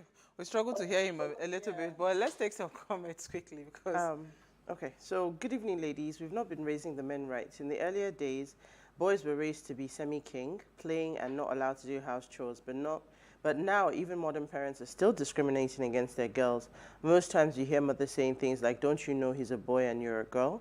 When that happens later on, what then happens later on? The women are abused by men, treated as slaves and second-class citizens. Most times, empowered women and ladies encounter issues in families, work, society, and even church when they try to show that they are humans and not just objects. We need to start raising boys' rights so they'll turn out to be better men in the future who have regard for women. Thank you, Bissy. Okay, go ahead, Norma, your comment quickly. Okay, this is from Daniel. It says, good evening, my dear beautiful sisters of What Are You Saying? #Ways. The question is, have we raised our men right? The answer is yes, according to my dear beautiful sister Norma. The women have raised the men right, but the men have decided to frustrate the effort of the women that have decided to raise them well and in the right way through their character and maybe words. Concerning the man who shot the woman, they did the right thing by sentencing him to death by hanging. He who lives by the sword must die by the sword. He should be given a taste of his own medicine. There is someone special in the studio today. Sister Laide, good to see you again. Missed you a lot. My name is Daniel Ilo, Ways regular fan. Thank you, Daniel. Thank you. So there were, I had Ways fans. You have one. So I was going to say that there was something like they raised about emotions. Yeah. Sensitivity. Sensitivity, yes. That was the word. And I think that is the biggest issue, if you ask me, that we've seen. But we have a caller from Lagos. Thank you for calling. You're live. Hi, good evening. Good evening. Hi, ladies. Hi. Okay, great topic. My name is Devo. Oh, Devo. Hi, Hey, Devo. Devo. Hi. Good to hear Right. Loving the topic. Although it's kind of funny how women have decided to discuss how they're raising the men. And it's a sad response, actually. And I will respond on behalf of mankind. Because the truth is, the way life has made us to be, both the woman and the man had something to raising any child. Therefore, only a man, only a father, only a man can raise a boy into fatherhood. But because we've been failing, that's why you're asking this question today. How are we raising our men? And anytime women have to stand up, whenever a pastor says, can all the fathers stand up? It just shows you how we are failing again. And unfortunately, because fatherhood has no excuse. The responsibility required to raise a child cannot be excused on the altar of being busy, of going to work, of having too much pressure in your life. It comes with it. So my challenge is that every man should support his family, should support also women who are single and are still raising children, because it's never an easy task, so that we can become the true fathers that our children require to become productive and sensible people in society. Honestly, it's a sad response, but fatherhood, which is the leadership that comes with responsibility, is lacking. Absolutely. But we will do better. We are sorry, women. We are sorry we have been so poor in our delivery, but we will do our best. We appreciate it if you do better. They say when you know better, you do better. Yeah, I think it should be for everybody. You know, sadly, we have so many calls coming in, but we can't take more calls. But that was why I was saying, because when she harped on sensitivity, right, I need us to get to that point where it is okay for us to say, you know what, I also have emotions too. Because again, a lot of times, what I've seen in the society is that you bottle up so many things, you don't express, then you end up, you know, leaving out your frustration on the person that you're with. I suppose, you know, yes, you need an outlet, and whether you like it or not, it will find a way. And usually, when it does find its own way out, it's never a good way out, right? So I'm just hoping that, you know, we can, because if we look at the ills of the society today, right, just backtrack it, you see that there's a big gap, right? There's a big gap when it comes to fatherhood, right? And Devo touched on it, because a lot of what you see is because the fathers are not present. Yes. That's why I said earlier that men will go extinct, because whether you like it or not, most times people hammer on the fact that, oh, provide, but the providing is not just financial. That's only part of it. The emotional provision is very key. So one thing I want to quickly say is that, like, for example, my husband is not always around, but I have discovered that most times once he comes in, I disappear. Why? And that was intentional. It's deliberate. Because they need to feel that, okay, he was, even though he had to travel all the time, but when he's around, he is present, he's there for them. And it's very important because it informs the children. The programming will help them when they too become adults and become the fathers that will father other children. I think we need to do more of this conversation. Yeah, thank you so much, Lady. We've run out of time. Thank you, Lady. Thank you, Norma. Thanks for having me. We always have you. All right, so before we go, ensure you follow us on Instagram at Wayshow Africa. You can like, share, invite your families and friends to watch and follow conversations, right? Thank you so much to everyone that called, sending their messages. You keep us excited, you know, when you engage us like that, because we also love to hear what you say all the time. So if you missed today's quote, here it is again, right? It says, you are not just raising your son. That's what you should think about. You're raising someone's husband and you're raising somebody's father. So raise him well. This is really important. And when we are talking about raising, we're not limiting it to women, the responsibility of raising a child is both parties. So that's why we have to come together as a tag team. We'll see you guys live at 8 p.m. tomorrow as we bring you another great conversation. Enjoy. Thank you. Bye-bye.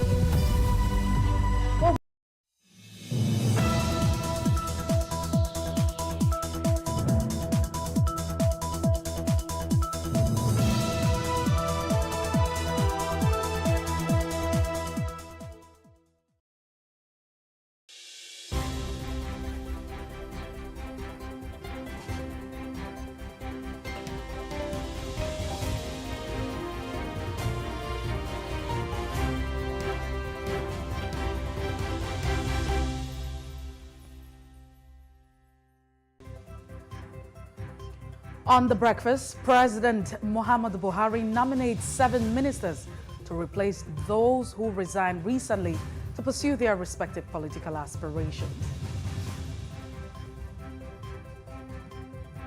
Also on The Breakfast, ahead of the 2023 general elections, defections continue to trail political parties as 3 senators belonging to the All Progressive Congress have resigned their membership of the ruling party.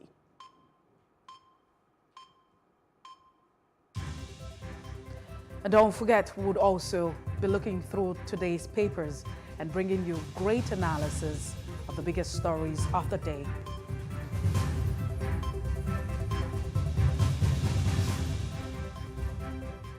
It's a beautiful morning. Thanks for joining us on The Breakfast on Plus TV Africa. I am Messi Abopo.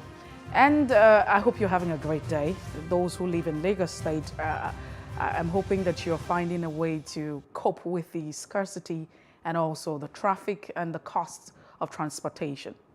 We're hoping that all things would be sorted out as soon as possible. I mean, this is just me being hopeful right here. But we get straight to the crux of the matter. As always, we start off with top trending conversation on different spaces. Now, first on the page this morning is the fact that the president has given an order. As a commander-in-chief of the armed forces, Buhari orders the rescue of Abuja-Kaduna train attack victims. Now, that was on Twitter, his verified Twitter handle, where you have at M. Buhari, that's the presidential or the president's Twitter handle, I beg your pardon, because you have the president and the presidency. Now, the president, on his Twitter handle, it reads, I have directed our security and intelligence agencies to scale up and speed up efforts to secure and save release of the remaining abducted Abuja-Kaduna train passengers. My directive is very clear. All hostages must be brought home alive and as soon as possible. Right. And you also have, I welcome the safe return of the recently released passengers to their families and loved ones. I am reiterating my solemn pledge to the families of those still in captivity. We will not relent until every single hostage is safely back home with their families. That's from the president, as been tweeted yesterday. But something that was very, very obvious is the fact that comments were also disabled. So on the president's Twitter handle, the microblogging platform, you can't really find any comments right there. I really don't know. It was really disabled. Questions have also been flying about regarding this particular one, despite the fact that Nigerians have not been able to engage the president via his Twitter handle. But the question is, why is this president speaking at this point in time? How many days before the attack? I mean, why is the president giving the order? Does the president really need to give an order before the security agencies or personnel swing into action of identifying this person, of going out and ensuring that these persons are also brought to book? I mean, we're talking about terrorists right here.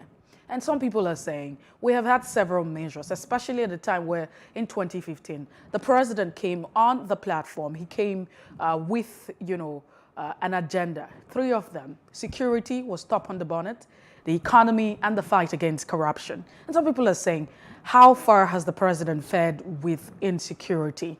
And should the president be speaking at this point, how many more times? I mean, how long should we wait before the statement, comes from the president? Now, what happens now that the president has given this order? How will these persons be arrested? Now, we're talking about terrorists here. What's going on with the negotiation and ransom that families are being made to pay just to ensure that they secure their loved ones? Now, these are some of the questions that are begging for answers.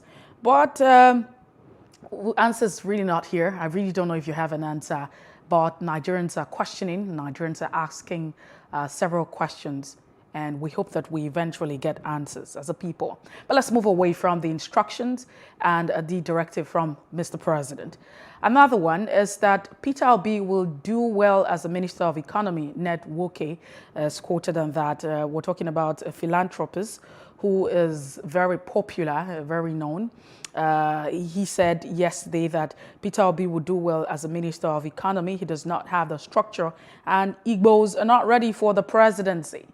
Now, this is also another conversation that's getting a lot of persons talking. And let's tell you about what people are saying. Number one is the Peter Obi, and Nigerians are saying that the Peter Obi candidacy, it's not an Igbo candidacy, it's a Nigerian candidacy. And why we constantly always push and press for religious sentiment.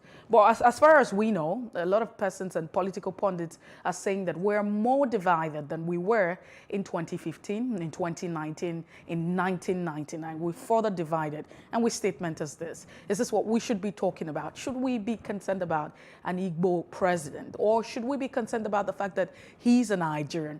But these are the issues. And some persons are saying when you talk about structures, structures are not made by spirit. Human beings create and make up the structures. And so they are saying that Nigerians have come together to give him the structure and what it takes for him to become president come 2023. And that's it. But away from that, we move away to another one, very, very disturbing, following all of the trend that you have. Now, the police have actually ordered Portable to report to the nearest police station. We're talking about the artists. I mean, if you talk about the popular song that everyone knows about, with that collaboration with Olamide, the Zazu star, if you like to say, that's what has been called.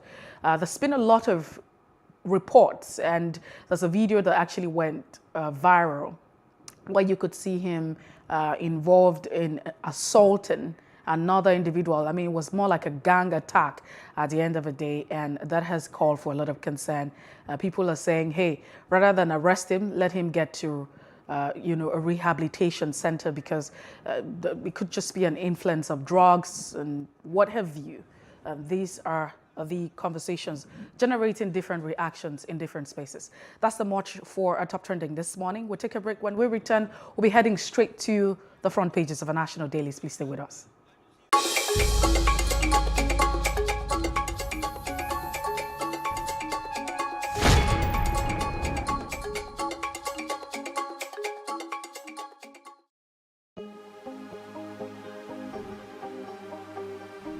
This is it for upcoming artists to blow in Nigeria.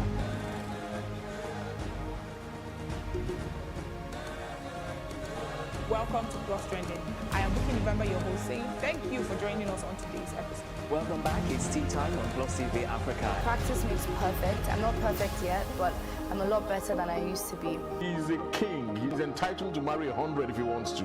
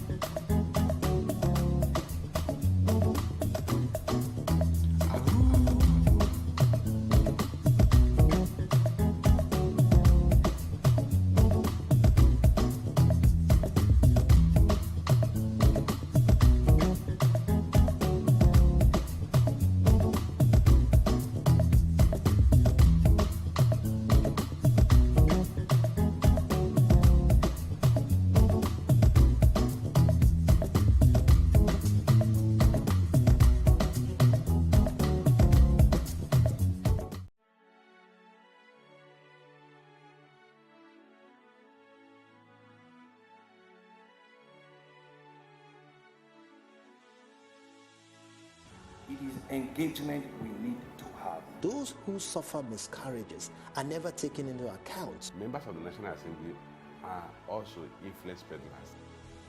You are sitting on Nigerians' money. From the barbing, I pay my rent. On the barbing, I send my children to school. A consultative engagement.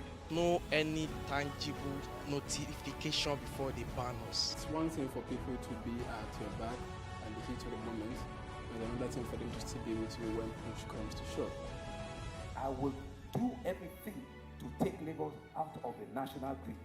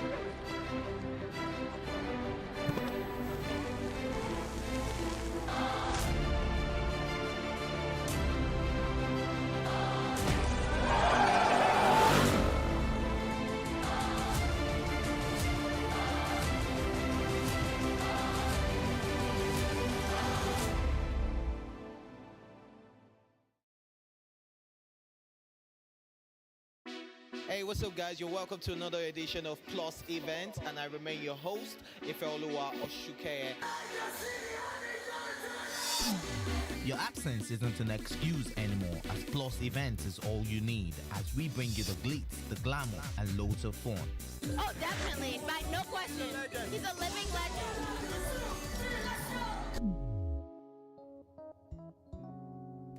Oh, God forbid, Holy Ghost fire, no. I just want to be blown away. I want to be wild. This is 11 years of doing it.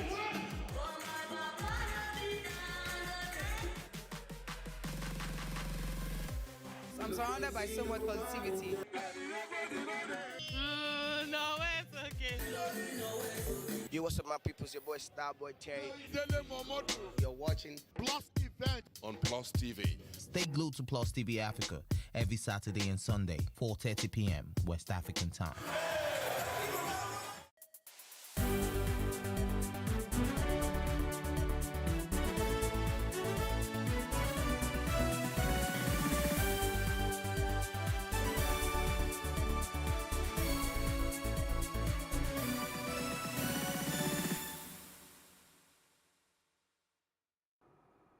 That's still the breakfast in Plus TV Africa. It's time when we take you through the pages of our national dailies, hoping to get you great insight and analysis.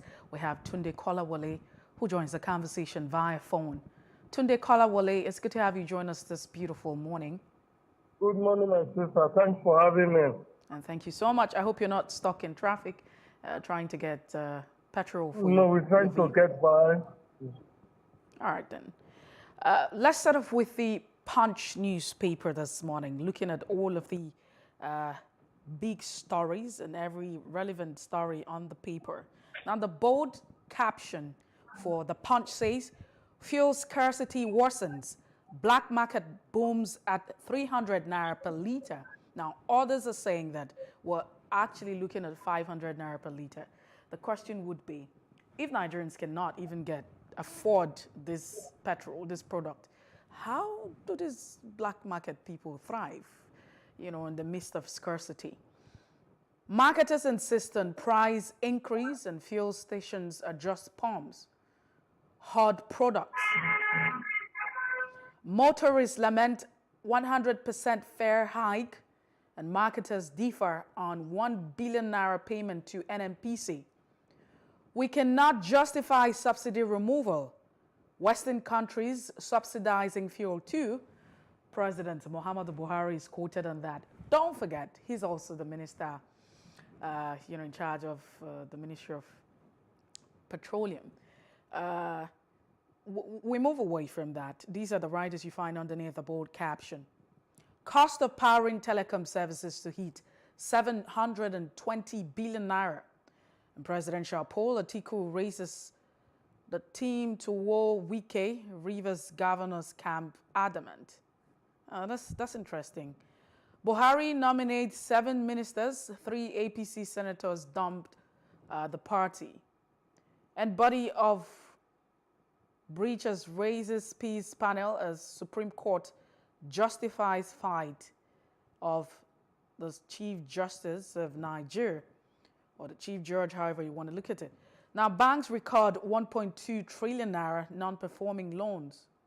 State to lose 19 billion naira in oil gas revenue, according to the World Bank. NYSC swears in core members, warns against fake news. And also, looking at the Punch, cancel fumes and probe states for sacking 9,392 teachers. You want to find out what's going on in Kaduna State. 2,079 die in 68 mass killings, according to a report. Electoral Act reps move to override Buhari's veto stalled. You also find pipeline vandalism. IPOP dismisses allegation and Buhari blames group. We're talking about pipeline vandalism right there. BTR driver flees as crushed mother dies and daughter hospitalized. Ogun court remands 5 more suspected monarch killers. Now, the headlines you would find on the front page of the Punch newspaper this morning. Away from the Punch, we take a look at the leadership. On the leadership newspaper, again, President Muhammadu Buhari orders rescue of Kaduna train attack victims. That's what you find. Registered voter registration surge. Stakeholders worried over January collection date for new PVCs. I think that some persons are making a lot of effort to get their PVCs, and there's a lot of information that might need to be put out there by INEC so the people are in the know. Says it's too close to 2023 polls. Effective distribution not guaranteed. Catholic churches advocate PVC sensitization at worship centers. Prosecute vote buyers in Ekiti. Peace committee tells security agencies. President nominates replacement for Amechi Akpabio, Onu others. And low supply from NNPC depot heightens fuel scarcity. Yobe primaries. China faults Adamu over laws, over Lawan's participation's claim. The claim is that there was a secret, some sort of secret primaries that took place where the Senate President Ahmed Lawan participated. Let's not forget that Ahmed Lawan was also in the race, vying to become the flag bearer of the All Progressive Congress. So he can contest the elections in 2023. We're talking about the 2023 presidential ambition. I'm just wondering. Away from that, you find, I want Tinubu to succeed me. The president is quoted. Buhari, Aregbesola launches 10,000 e-passports. Again, you find the chief judge in Nigeria blames Georgia's poor conditions on economic realities. Well, these are some of the headlines on the leadership newspaper this morning. We'll move away from the leadership and turn our attention to the nation. Why we dropped subsidy removal plan by Buhari. Why we dropped subsidy removal plan by Buhari. We cannot ignore human consequence of such action. Only CBN board can determine Emefiele's fate. The US, United Kingdom, should blacklist IPOP. Riders underneath the bold caption. 3 APC senators join PDP. NNPP. Makinde relocates deputy's office. Find out what that's about. Again, petrol scarcity worsens, motorists and commuters groan. You need to see the drama if you are on the streets of Lagos. President orders security chiefs to rescue train attack victims now. And you find another caption here underneath the leadership. I mean, we're talking about the bottom of the paper this morning. Wike's temperament denied him vice president slot, says ex-governor. And Lagos condemns illegal evacuation of wetlands in Magodo. Umana 5 others tipped as minister. Sanwo-Olu heads 86-man Osun election council. The writers you find or caption on the Nation newspaper this morning. And just before then, we move away. Justice Memo, the chief judge of Nigeria, defends Supreme Court's integrity. The stories on the Nation newspaper this morning.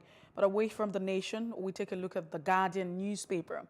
Now on the Guardian, Supreme Court cash-strapped. CJN replies angry justice. Ohaneze debunks endorsement of Tinubu as CNG, clarifies position on Okowa.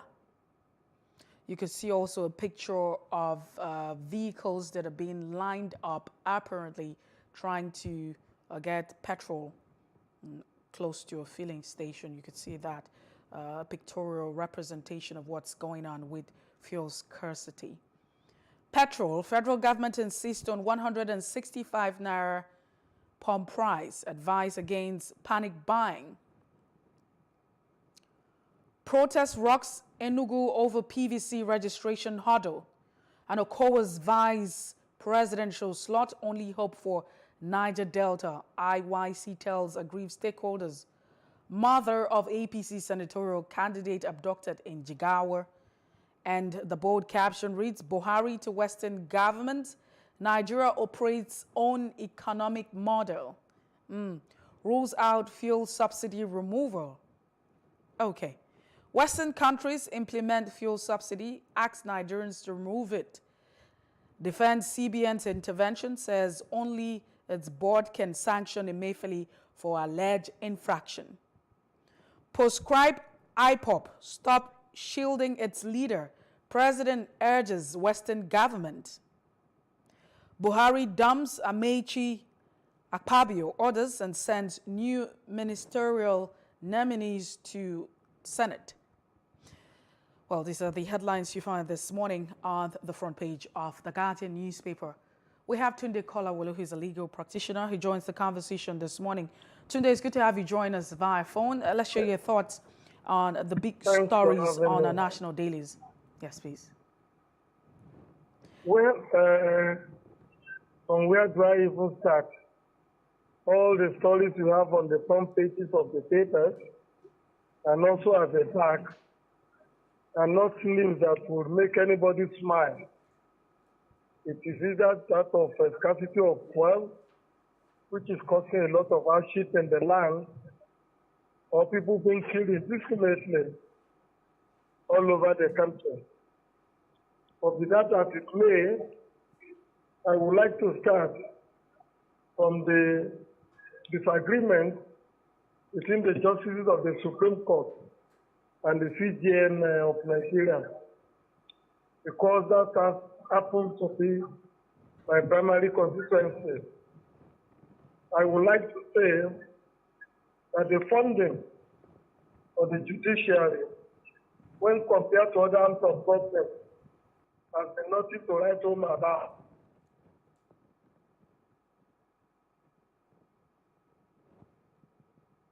Tunde Kolawole, do we still have you? Hello, yeah, I'm hearing. Are you hearing me?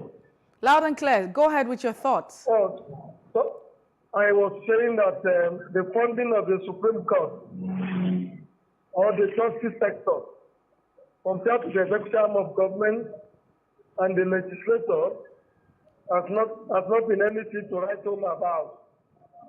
The judiciary is considered as an orphan by the executive arm of government.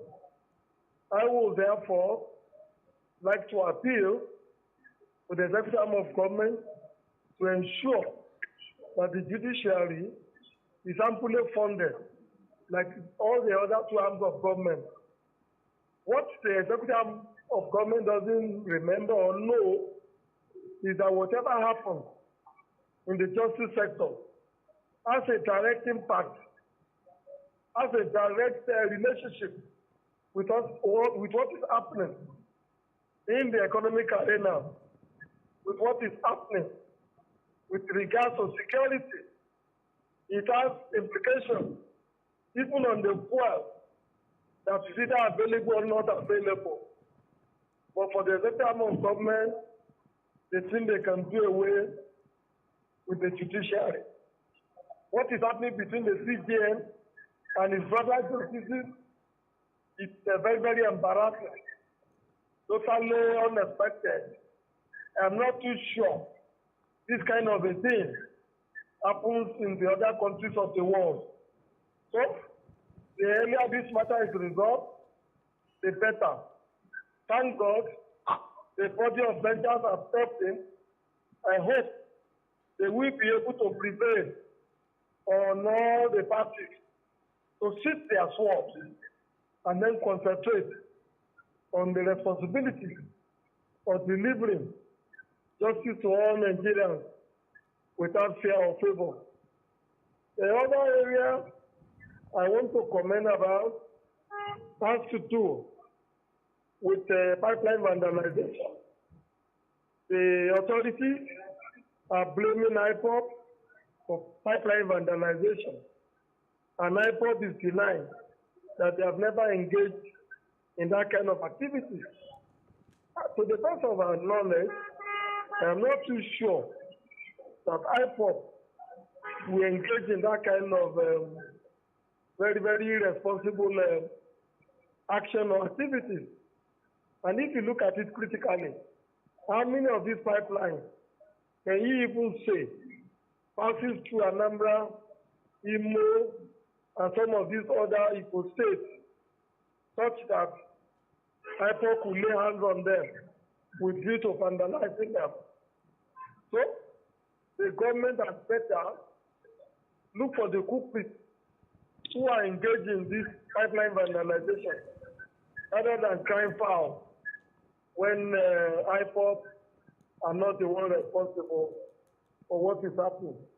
All you right. can be sure, if IPOP is responsible, they will hold up to it.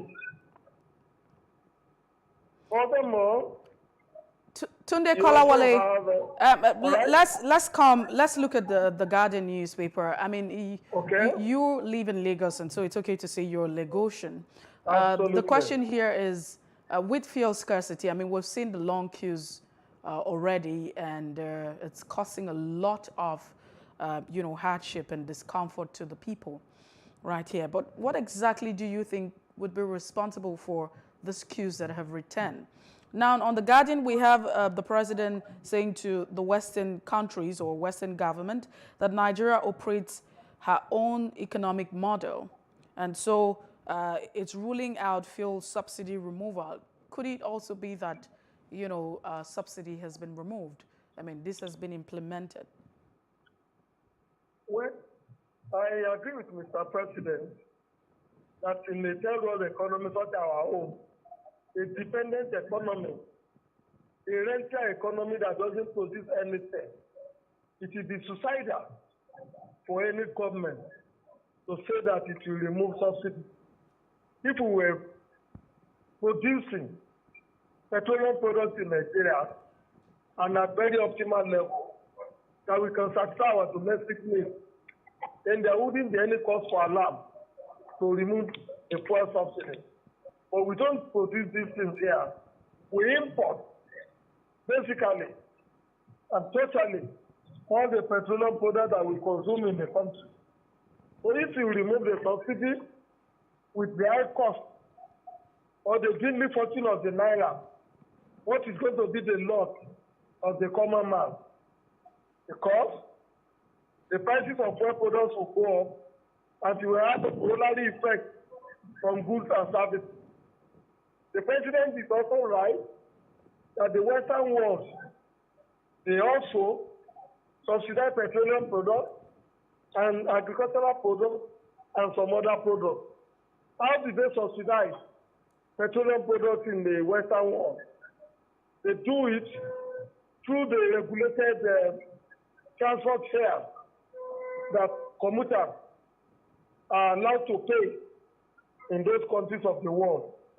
Since we don't do that here, and then if you now remove subsidies, it is a double jeopardy for our people.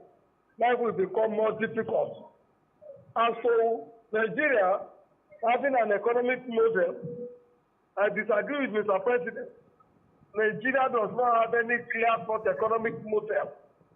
What we are practicing is an hybrid capitalism, a combination of both capitalism and welfareist economy. And then to compound it all, it is a rentier economy that depends solely on the rent and levies, charges, and what have you that they collect on the petroleum sector. If you're going to be having an economic model of your own, then the nation wouldn't be as dependent on importation as it is today. We would rather be producing more than 65% of whatever we consume domestically. So, to this extent, the president is both right and totally wrong with the economy paradigm that is ascribing to Nigeria, when in actual fact, there is no economic model Nigeria is practicing. All right, let's also still stay with the issue of fuel scarcity that has worsened. Right. And you have the black market booming at 300 naira per liter. The question is, in the midst of this scarcity, how do you have this market, making so much progress and prospering? I mean, how do they even have access, to this product? That's on the one hand. Marketers are also insisting on price increase and fuel stations adjusting the pump price. But the president is also saying, or the presidency, insisting on 165 naira per liter. How do we explain this? Is it that subsidy has been removed or subsidy has not been removed? Could it be the handiwork of these marketers? What exactly is going on? Because it feels like we don't seem to have answers. Well, my sister, it's a very, very complex issue. Complex in the sense that we are a nation that is helpless. Helpless in the sense that whatever affects fuel in the international market, and with war going on in Ukraine, and with Russia net deep in it, this has had a ripple effect on some of these challenges that the nation is facing. You and I are also conversant with the fact that the fortune of the naira has been dwindling compared to the dollar, compared to the pound sterling. The value of naira has been falling almost on a daily basis. And if you have to import the petroleum products that you consume and most of these other goods and services, then you could be rest assured that prices will go up. And if prices goes up, the importers of those fuel products will have no option other than to also increase the price because they are not purchasing it locally. They buy it at the international market. What the naira could buy for them some 3 months ago in the international market, you could no longer buy that now. So if they are not to wind up their businesses, if they are not to be running at a loss, if the subsidy is not going to be enough to cushion the effect of their cost of importing and distribution and sales, then they will have no option other than to also tack up the price. The few fuel that we have being sold all over the country today are the ones they probably have had in their different depots before the scarcity began. It could also be the one that some of these petrol stations have been holding in anticipation because they are studying the market trend that sooner than later there is going to be scarcity, and in order to make a windfall out of the scarcity, they will want some of these products and then begin to sell it at very astronomical prices when the scarcity indeed do arrive, as it has done today. Imagine if they bought the product at 150 naira per liter and they are selling at 300 naira now, you could see the differential, the kind of jumbo profit they would have been making from that. So, even with the subsidy, you and I do know that the federal government don't pay the importers or the marketers of this product. The subsidy that went due, the importers virtually have to go to the bank to borrow money to import this product.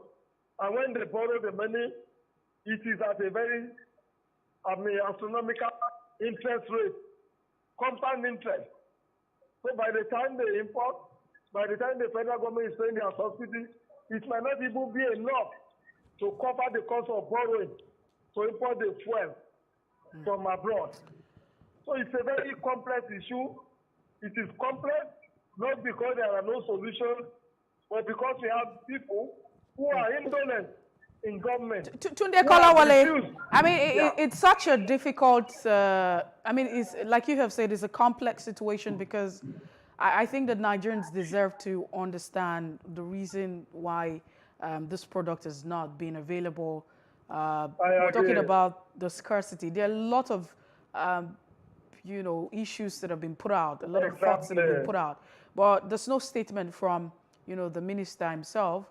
We're talking about the Minister of Petroleum Resources, the President.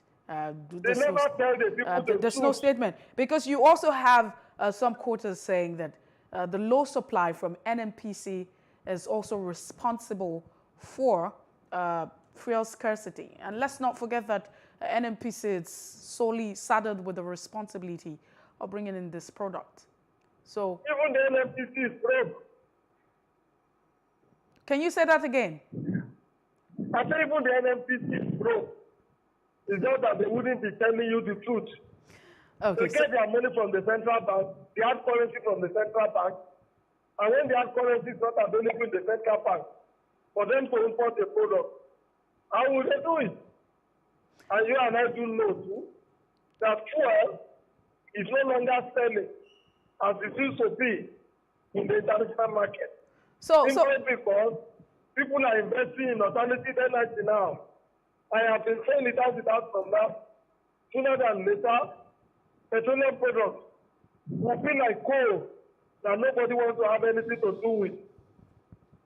All right. Well, I think we need to move away from that, but it's just quite worrisome when one cannot actually be certain with the situation. What exactly is the problem here? Is it that the low supply from NNPC is causing the issue? Could it just be an artificial scarcity that marketers are hoarding this product? Or subsidy has been removed? Exactly. I mean, so many questions, but answers will definitely come soon. Now, let's look at the Leadership newspaper. It talks about the voter registration surge. Stakeholders are worried over January collection date for the new PVCs. There's been a lot of concern about extension of dates, so you have Nigerians who can go in and continue with the process so they can, get their PVCs, maybe temporary slips or so, to enable them be part of the elections. The question here is, why can't we have a system where people register and get the PVCs immediately? What exactly? I mean, what's so difficult in getting the PVCs immediately after getting registered? Well, you see, Nigeria is a very peculiar country. Peculiar in so many respects. if I'm not mistaken, I think the 2023 elections will begin to take place in February 2023. So if you're asking people to begin to collect their PVC in January, how will they be able? Or will it still be possible for them to participate in an election that is taking place in February, taking cognizance of the difficulties, the logistic problems that the nation has always seen in distribution of some of these PVCs.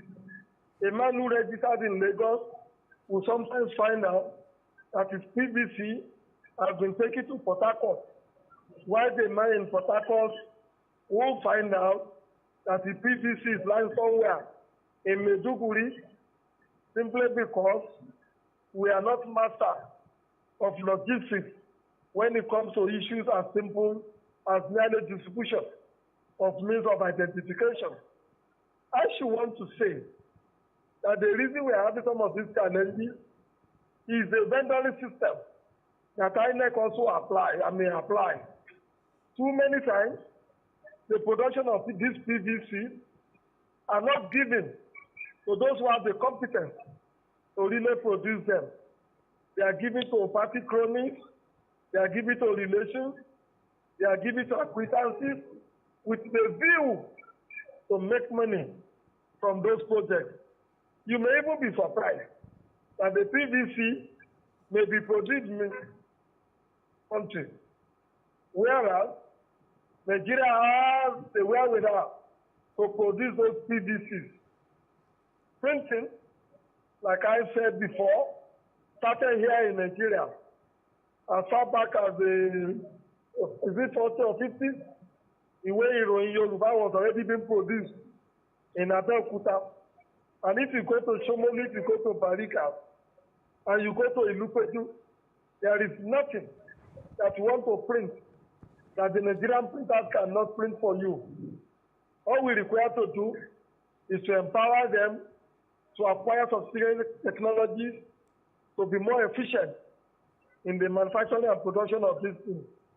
I should say that whatever happened with regard to this incompetence in both the production, distribution, and usage of PVCs, the blame should be passed to INEC and to the executive arm of government that are shown incompetence in virtually almost all the activities, in almost all the programs, in almost everything that they have laid their hands on since they got to power about 7 years ago.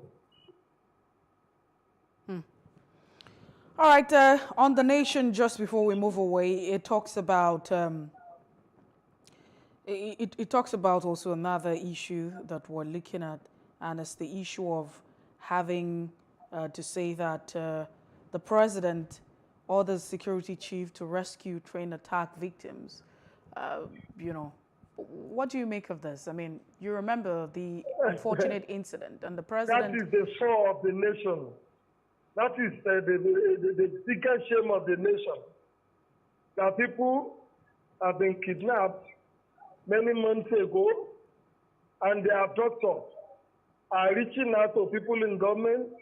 They are reaching out to families of those who have been kidnapped.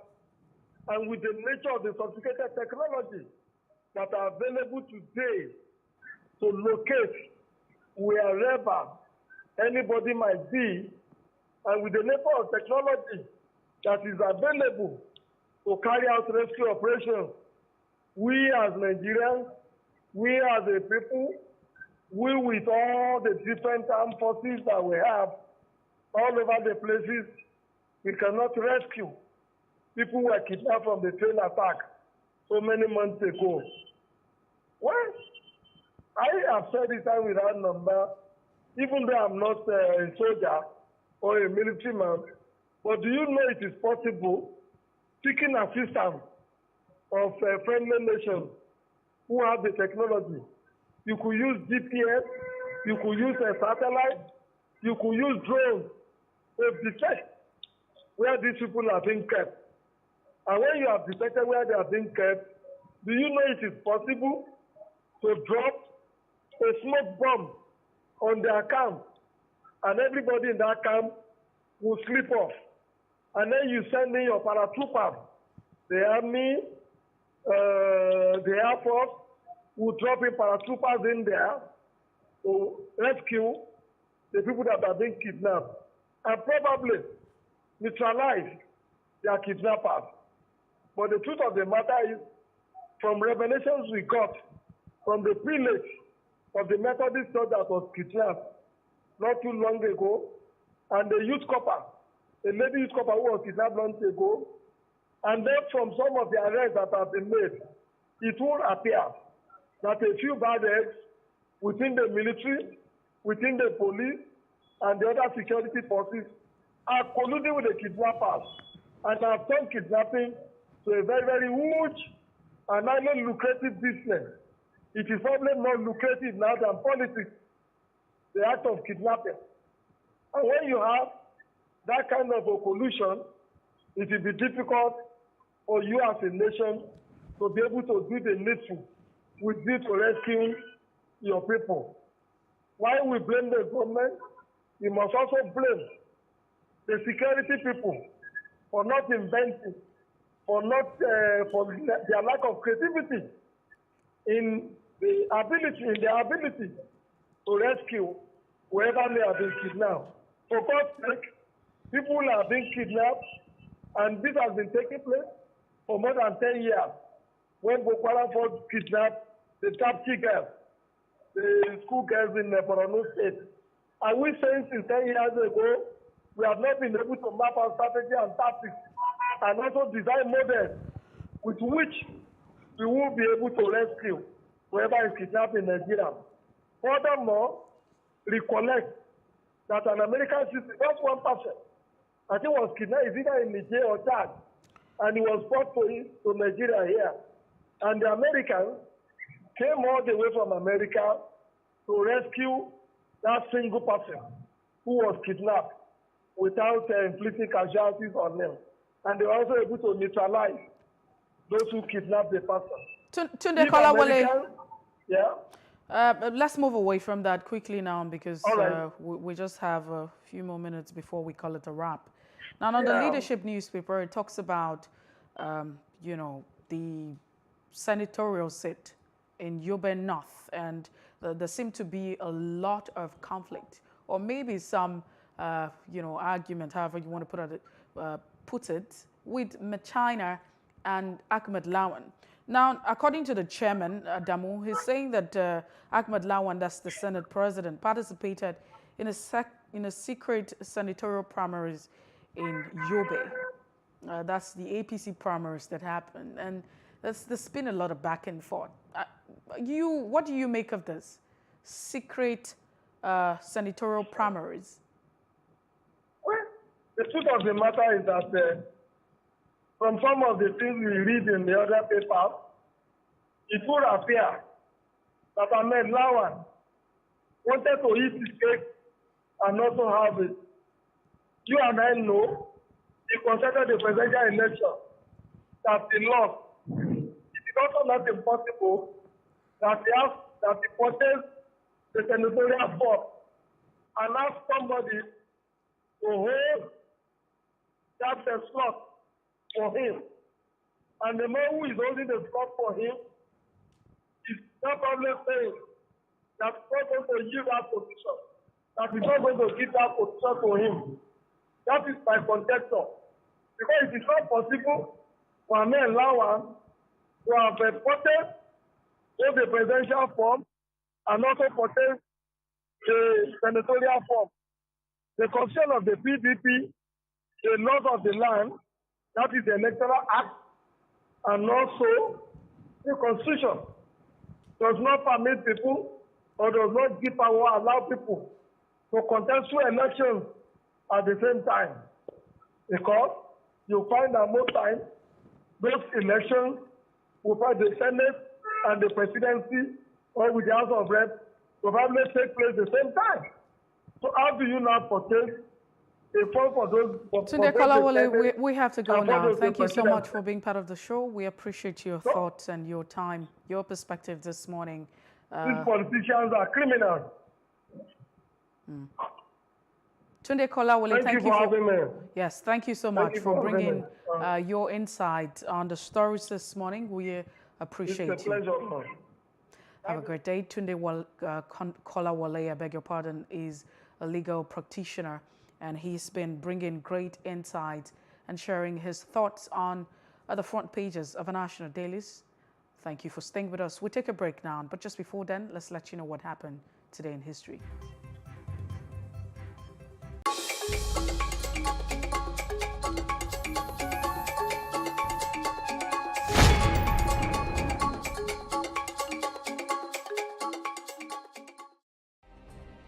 Nigeria's Niger Delta region, from where the black gold fuels Africa's largest economy, where the lines between wealth and poverty has never been thinner. Conflicts, poverty, insecurity, and environmental challenges daily confront the region.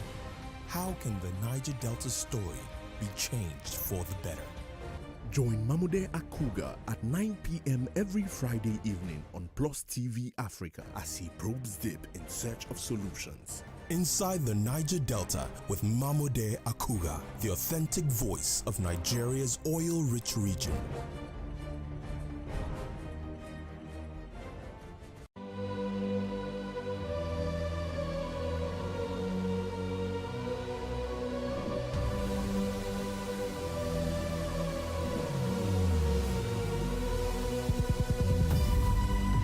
What we do not understand, we will stigmatize.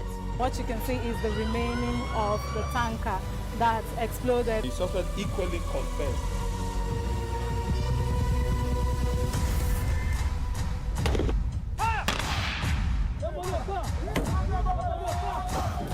A 500 naira they collect them. If you no talk, then go beat you. Now 2,500 they pay.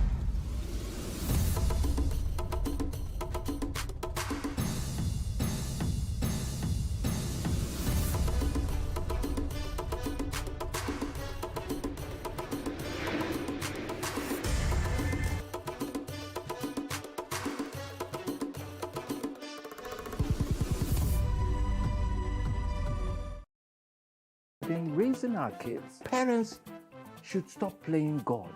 The internet is actually using the people. But when you are looking for money to help other people, then it becomes easy. Don't rush into marriage. I always say this. You rush in, you rush out. Family is the bedrock of every society and the essence of life. On Today with John and Helen, we dig deep into family values in every sense of the word. Join us every Saturday at 9:15 a.m. on Plus TV Africa, DSTV channel 408. With you, we play a part in strengthening the values passed from generation to generation.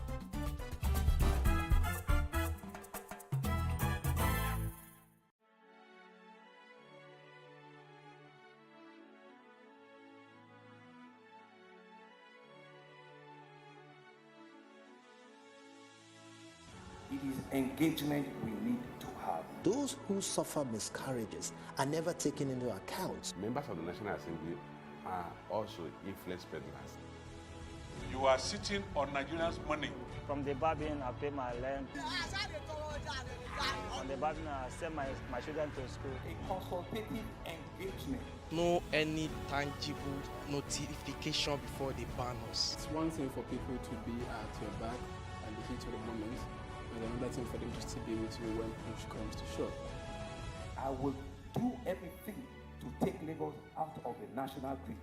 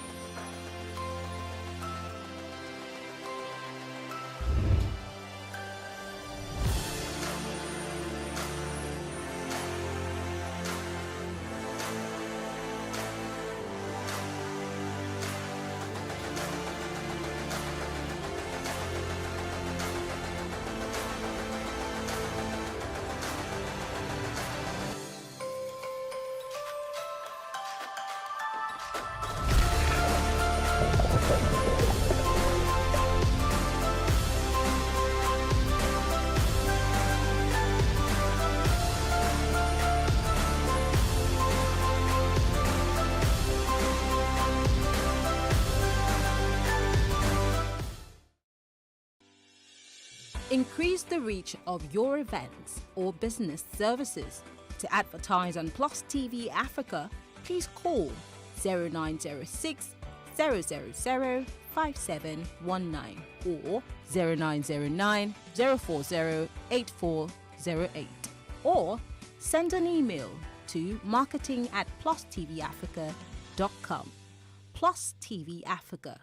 Big stories live here.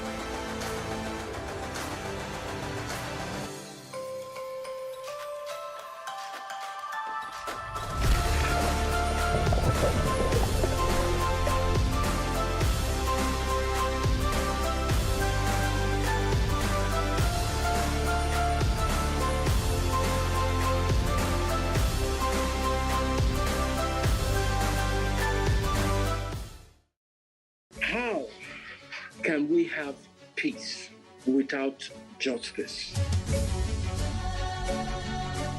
Plus Politics. It's not just another political conversation, it's about keeping you in the know. The relevant interviews, asking the tough questions to those that matter. Get the answers you need. Does it mean that the people who were injured, people who were shot at, those who were involved in that stampede are not going to get justice? It is unfortunate, it is sad that we have a government of deaf and dumb. Analysis from top experts. The last election was not really an election. We feel that Obasanjo has a very special place in his heart for hating Ijaw people. I think it really boils down to two things. One, trust and accountability. Plus Politics, every weeknight at 7 p.m. on Plus TV Africa. Businesses in Africa can be very challenging. In Nigeria, it is particularly intimidating, and successful builders have learned how to navigate a hostile environment to unlock opportunities. But one major challenge businesses face is how to filter through the noise and identify where their ideal customers exist. Get insight and practical steps from industry players and captains of industries. Hear success stories to help you make informed decisions as you scale your business in Nigeria. Watch Business Insights at this time on Plus TV Africa. So what are the top decisions that the United States considers necessary that Nigeria must take? I like to think of my interactions as conversations, not interviews. And that's why I say asking questions is both an art and a science. Everyone says in Islam you are allowed to have 4 wives. Is it mandatory?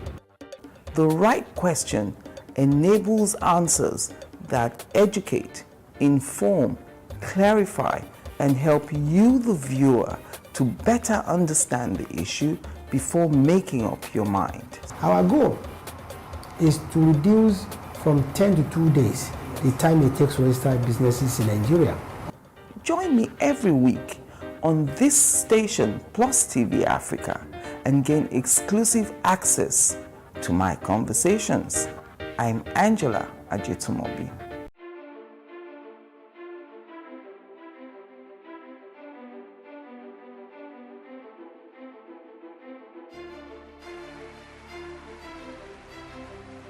This Medan has been directed to empower 1,000 persons with disabilities in each state in the next 12 months. We now start hearing the shoot of gun. Whatever I've done. Every public policy has winners and losers, and some will not be very happy with you, while others, usually the silent majority, will be quite happy.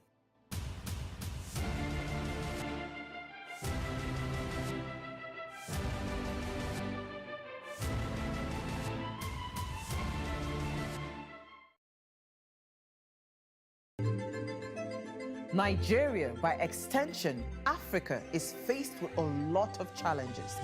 The growing youth population with little engagement, that is a ticking time bomb. We are a blessed people with diverse culture and highly cerebral minds who have a lot to say. And yes, we are talking. It is important we drive the right conversation that informs, inspires, influences thoughts and action. If we say there's beauty in our diversity, then let us embrace our diverse culture. We must continue to courageously be the voice of transformation as we are the hope for the future. Yesterday's conversations shape today. What are you saying to shape your tomorrow? We know you have a lot to say, and we are here to hear you.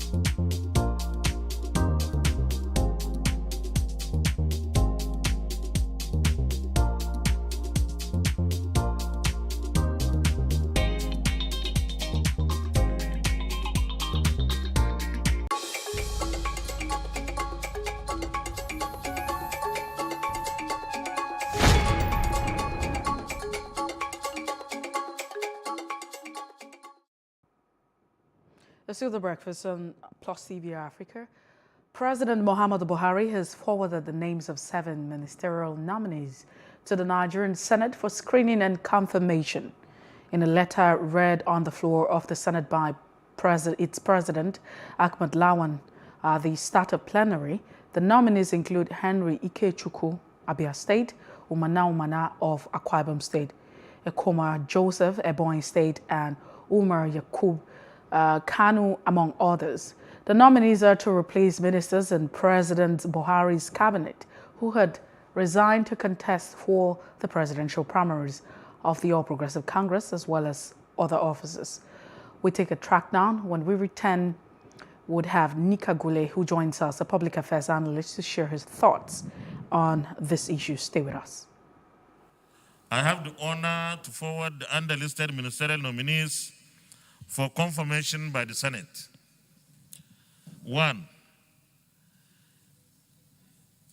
Henry Ikechukwu Iko, Abia State. 2. Umana Okon Umana, Akwa Ibom State. 3. Ekuma Nkama Joseph Nkama, Ebonyi State. 4. Goodluck Nana Opia, Imo State. 5. Umar Ibrahim Eliakub, Kano State. 6. Ademola Adewole Adegorie, Ondo State. And 7. Odum Udi, River State. Copies of their curriculum vitae are attached herewith. It is my hope that this exercise will receive the usual expeditious consideration of the distinguished members of the Senate of the Federal Republic of Nigeria. I have the honor to forward. Oh, you heard it from Ahmed Lawan, the Senate President. Nika Gule joins the conversation this morning, a public affairs analyst. Nika Gule, thank you so much for being part of the breakfast. Thank you very much, Mercy. I'm happy to be here. That's all right. Let's share your thoughts. Generally, what do you make of this scenario? You have members of the president's cabinet, and we understand that it took the president almost 6 months, to come up with his ministers, because he needed to be sure that he had to get, the right persons, and then you also have these ministers who also will be nursing an ambition of becoming the president. They have to become a flag bearer of the party. Now, it is what it is, as it should be stated. But what do you make of the entire scenario? These persons have actually resigned, and now you have new persons, proposed persons who've been, were hoping that the Senate would actually give a nod to them, and then they become ministers. Yes, so the president, in nominating these ministers and forwarding their names to the Senate for confirmation, is exercising his constitutional responsibility of ensuring that the business of government in Nigeria is running. But you did make mention of the fact that it takes President Buhari an unusually long time to come up with ministerial list.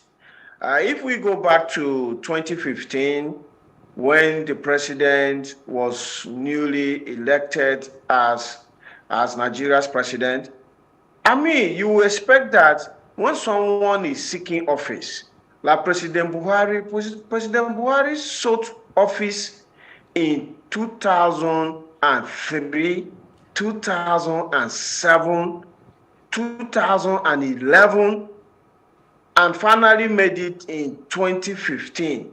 When you seek office for so long a time, one will expect that you already have your agenda in your head, you already have an idea of those who can help you prosecute that agenda. And then the president was elected, I think, was it not in February of 2015 or March of 2015? And I think he was elected in March of 2015. He was actually elected on my birthday, the 28th of March. From March to April to May, when he took office, you expect that, okay, if Nigerians are giving me a job in March and I'm going to resume on the 29th of May, I have to use that March, I have to use that April and that May to get my team together, so that on the day I would take my oath of office on the 29th of May, I would already have known those who are going to help me in this governance process. And I will make known their names to the National Assembly so that they can begin the process of vetting and clearing them. But it took President Buhari 6 good months, like you have said, from May 29th, before he was able to nominate ministers in November of that 2015. So how is that possible for someone who is ready to take office? It shows clearly, for me, these were the telltale signs right at the beginning of Buhari's first term that Buhari may not be ready to lead us. Because at the end of the day, when we waited for those 6 months, we were actually expecting that the president is actually going all over the world, scouting and evaluating Nigerians from all walks of life and experiences, so that he will give us a cabinet that is actually novel, that is different from what we have always been seeing. And President Buhari took these 6 months from May 29th to announce a cabinet in November of people that we already know. They in gigas, they are mechis, the usual politicians that were already on the scene, that we know them. So why would he have taken him so long to give us these same actors that we are already aware of? So this for me was a very bad start for President Buhari. And in fact, it was when I started to think that President Buhari may not be ready to lead Nigeria. He may not be ready. And then what happened thereafter is that President Buhari is the only president in Nigeria that does not do cabinet reshuffle. He doesn't do cabinet reshuffle. He doesn't sack ministers. You can do whatever you want to do, so long as he has given you office. you can be assured that you can do your work till the end of the tenure. President Buhari is not going to touch you. Look at all the issues that we have had in Nigeria. And President Buhari hasn't called any minister, reprimanded any minister. The only ministers that leave President Buhari's cabinet are those who leave on their own volition. Maybe like Amina Mohammed, who went to the UN to take a job, you know, the former Minister of Finance, who just resigned, you know, to maintain her own name. What's her name now? I've forgotten her name. You know, that left because of the NYSC scandal and all of that. And then the ones that just left recently to go and pursue their political ambitions. These are the only type of people that leave President Buhari's office. He never reshuffles cabinet, never sacks anybody. So for me, President Buhari has been doing a very bad job of managing the team that will help him to deliver good governance. And no wonder we cannot say that our lives are better today than they were 7 years ago when Buhari became our president. All right, let's also stay with the fact that we're talking about continuity. Now, we're taught in elementary government that one of the characteristics of government is continuity. And so you have less than 1 year to go. It's not up to.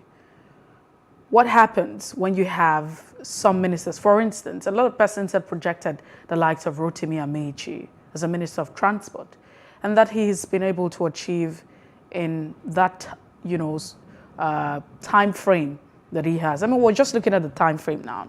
What happens with continuity with the replacement of these ministers? Yes, so there should be no gap, you know, because as it is said, nature abhors vacuum. And for continuity of governance, when these ministers left office to pursue their political ambitions, their permanent secretaries started to act as ministers. And now the president has nominated substantive ministers to replace them. So that continuity is there. But the issue we've always been talking about is the quickness with which the president is acting in terms of nominating these ministers.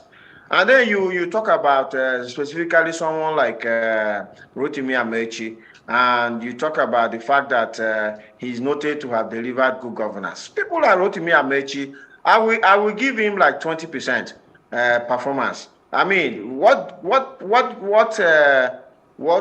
has he delivered? When you talk about the Abuja-Kano rail line, you talk about the Ibadan Lagos rail line. Is that the only thing that someone will use 7 years to deliver?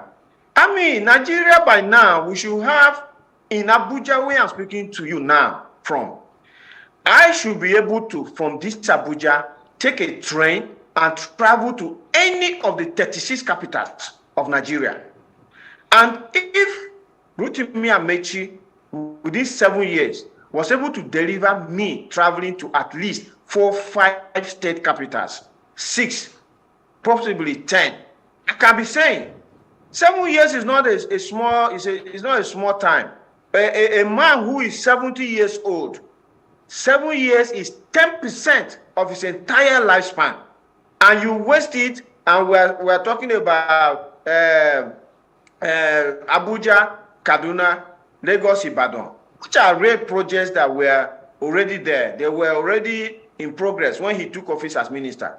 And the reason why Rotimi Amechi failed in his office as Minister of Transportation is that it is this holding on to everything like a baby by government.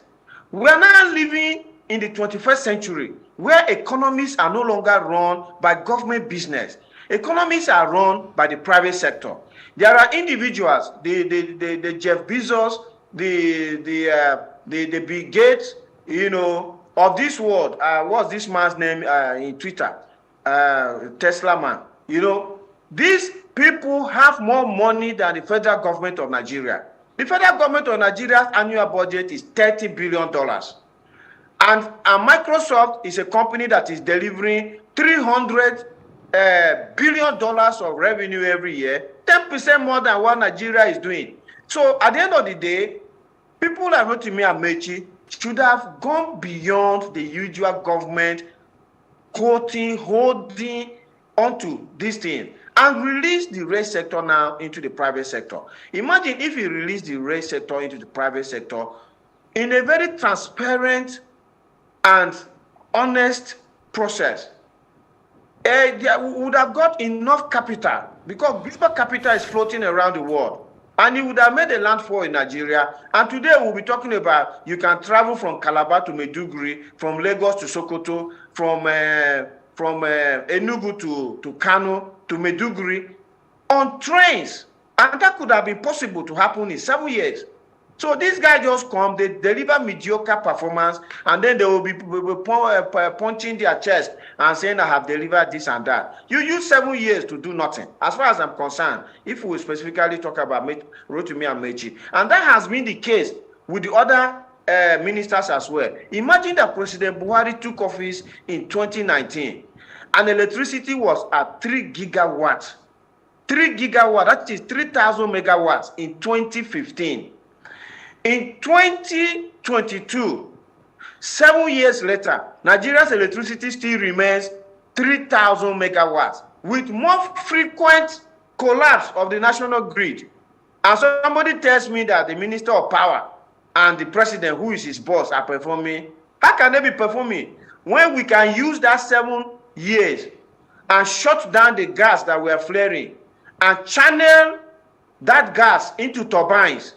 And Nigeria would have increased power output now from that 3,000 to perhaps 10, 15, 20,000 megawatts. It's doable. Turbines are there off the shelf for you to buy them. So this is the problem. And people don't realize that this economy will never do well if you don't give it blood. And the blood of every economy is electricity. So my rating of the ministers and their boss, the president, is not more than 20%, Mercy, unfortunately. So, but let's also, take a look at the candidates that's been nominated for screening and looking at their portfolio and their capacity to perform. I mean, do you see them, any of them? Do you think that they have what it takes to lead Nigeria, or shift us a bit? We don't have so much time, but do you see them with that capacity, to move the country to another level? Maybe for a second. Yeah. Yes, they have the capacity.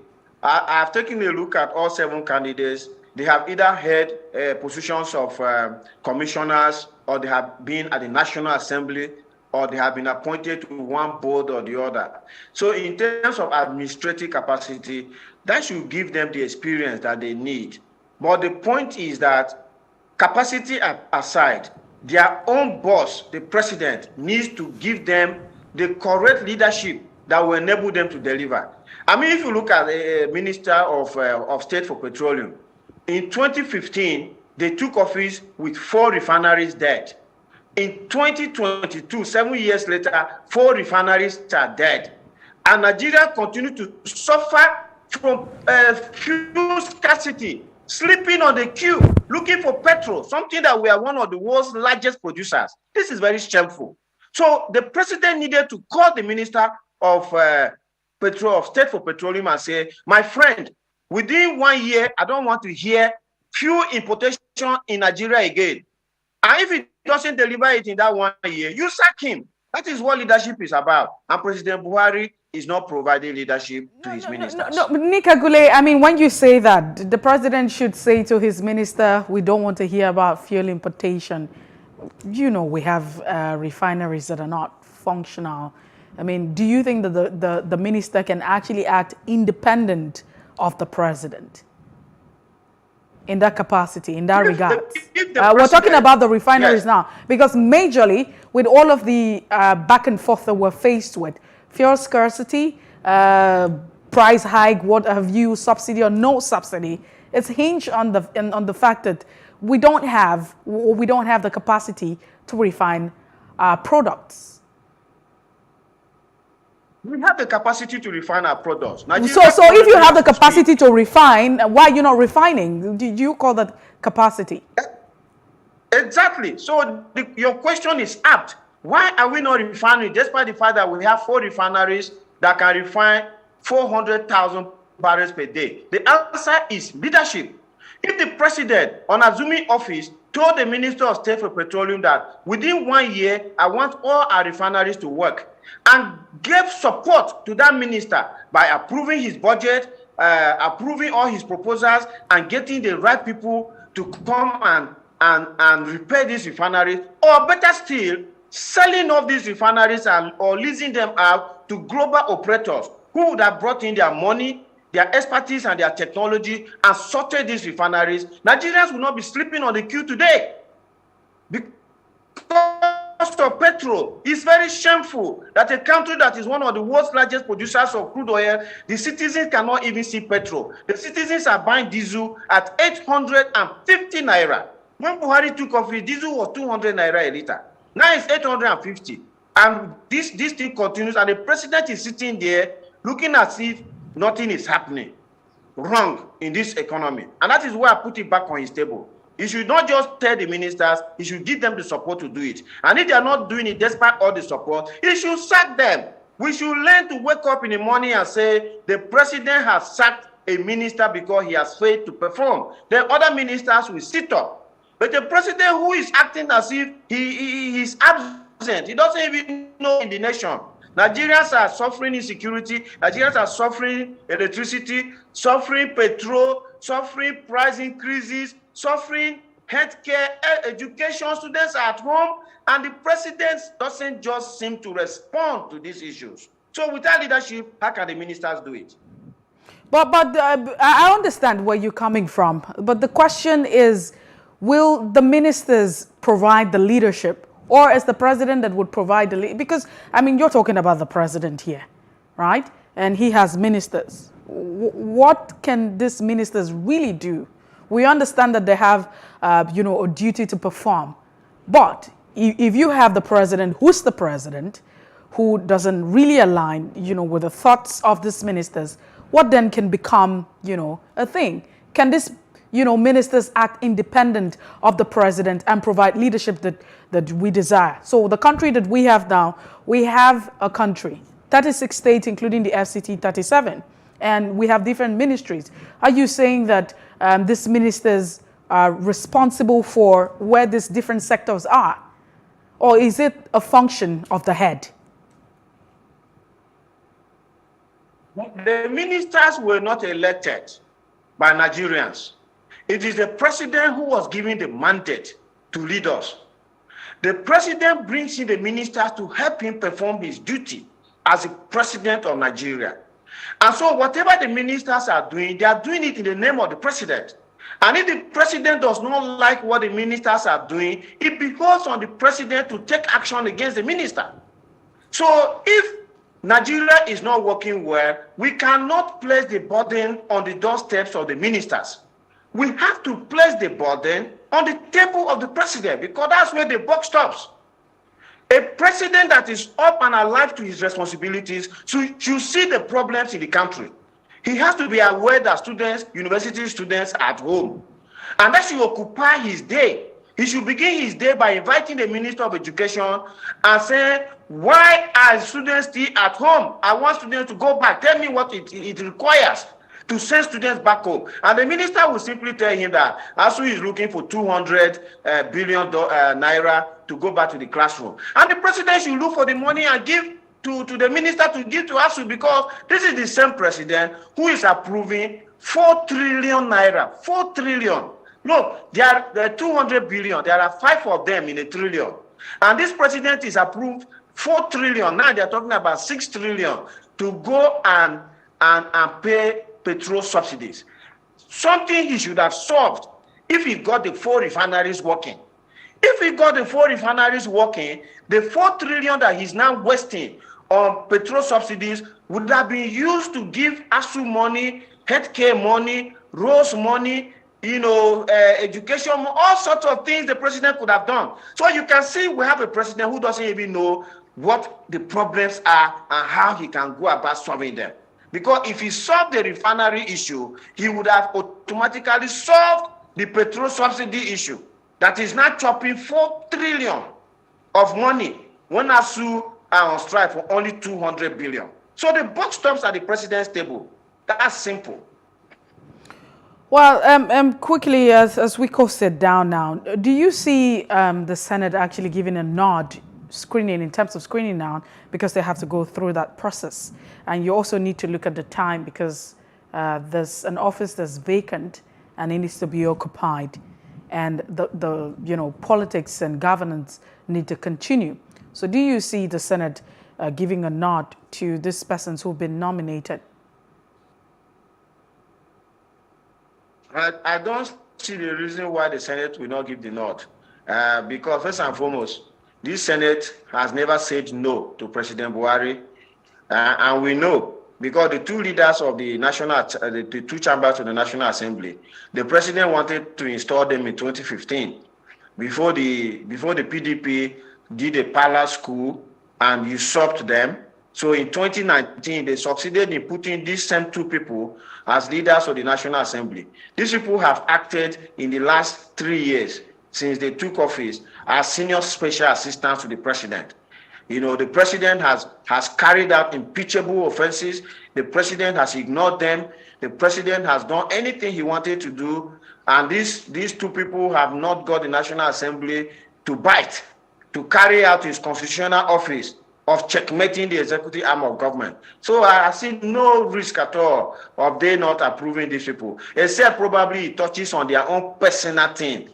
If it touches on them personally, like we saw in the electoral bill, which they passed and discovered later to their chagrin that they removed themselves as statutory delegates out of the electoral bill. This same National Assembly went back to the chamber within 1 day. 1 day, they passed the amended electoral law, bill, and sent it to the president. And the president just ignored them. He routinely just ignored them. That is how they were not part of the delegates that were voting. So when it touches on them personally, they do it quickly. But if it doesn't touch on them, they are not bothered. They are not bothered. Nigerians are in forest. As we speak, Mercy, as we speak now, you were talking about the rains before we started the program. Those rains are falling on Nigeria who are in forest in the territory of Nigeria.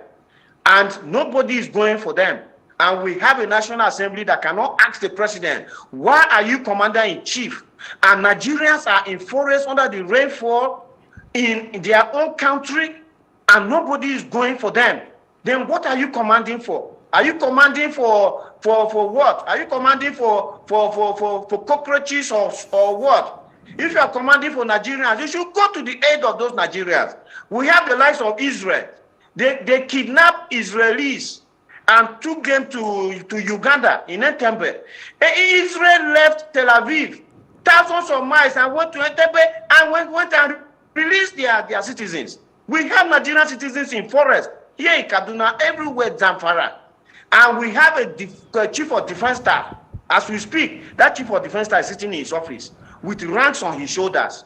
And Nigerians are in the rain, in this forest. Pregnant woman delivered a new baby in that forest. She's still there. But Nika Gule, I know we're digressing a bit. The president has given an order. He's very, very clear with that directive that he's given. And he's ordered this person to go ahead and ensure that those who have been kidnapped are rescued, brought home alive, safe and alive. That's the instruction from the president. So I don't know any reason why these persons have no reason. We're talking about the security personnel not having any reason to act swiftly and ensure that the order of the president is respected. Apparently, waiting for the president to give that order and instruction. Yeah, but Mercy, we are still speaking about the same thing because Nigeria has a Minister of Defense. So if we're talking about ministers, we are not speaking specifically about the Ministry of Defense, of which there's a Minister of State. We're also talking about the service chiefs. We have a Chief of Defense Staff and 4 service chiefs. We have an Inspector General of Police. We have DG of DSS. We have all this security across. And Nigerians are in the forest. Why is that the case? If the president has given an order, then the president as a former general knows that if you give an order, if a lieutenant A lieutenant in the army, that is the one with 2 stars on his shoulder, gives an order to a second lieutenant, the one with 1 star on his shoulder. And that second lieutenant does not carry out that order. That lieutenant will punish that second lieutenant. It is the military. So how can you be commander-in-chief and you summon your service chiefs and give them order, and they routinely ignore you, and you are doing nothing about it as a former general? How is that possible? Well, Nick Agule, we need to take a break right now. When we return, we'll continue with the conversation, but on a different, subject entirely. Thank you so much for being part of the show this morning.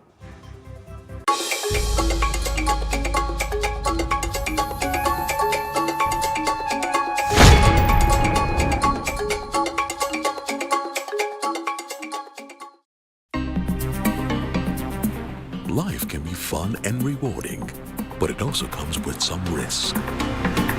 As in business, you win some, you lose some. And that's why you need to be wise in the choices you make. It's like placing a bet. Again, you need to be wise. Wise in choosing an innovative platform with the highest market options and highest odds ever. That's why Winners Golden Bet, the leader in online, in-shop, virtual, and live sports betting, gives you enhanced platforms that offer you the best chances of winning. For betting on live soccer matches, live dog races, and virtual games. Winners Golden Bet is your best bet. Instant payment of winnings guaranteed.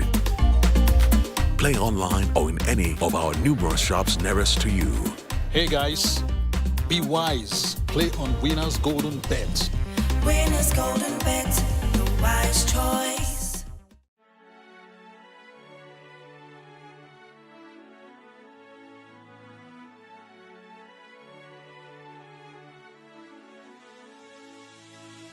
It is engagement we need to have. Those who suffer miscarriages are never taken into account. Members of the National Assembly are also influence peddlers. You are sitting on Nigerians' money. From the barbing, I pay my rent.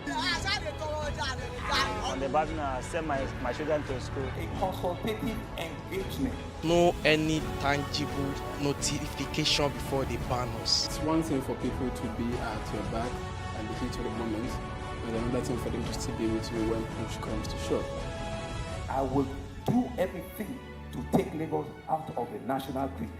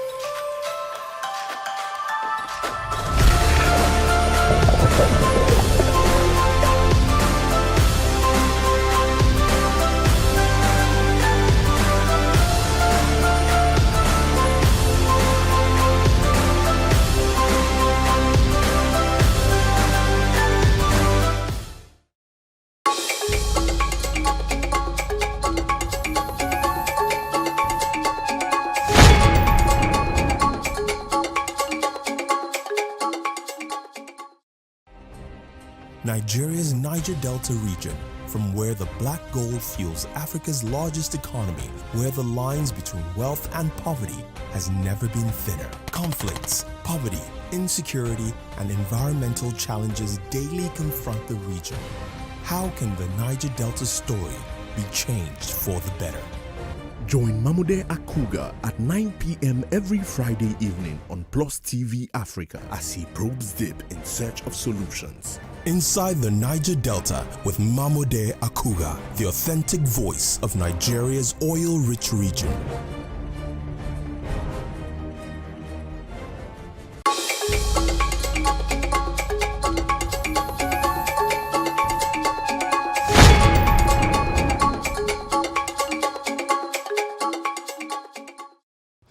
Now, one would think that, you know, the issue of defections should have ended prior to the elections in 2023. But that's not the case now. Defections still trailing political parties. 3 senators belonging to the All Progressive Congress APC, Senator Ahmed Kaitar, representing Katsina North, Lawan Yahaya Kumar of Bounty South, and Francis of Edo North, have registered or resigned their membership of the ruling party, while Baba Kaitar and others defected to the opposition party, that's the People's Democratic Party. Gumar, on the other hand, defected to the New Nigerian People's Party, that's the NNPP.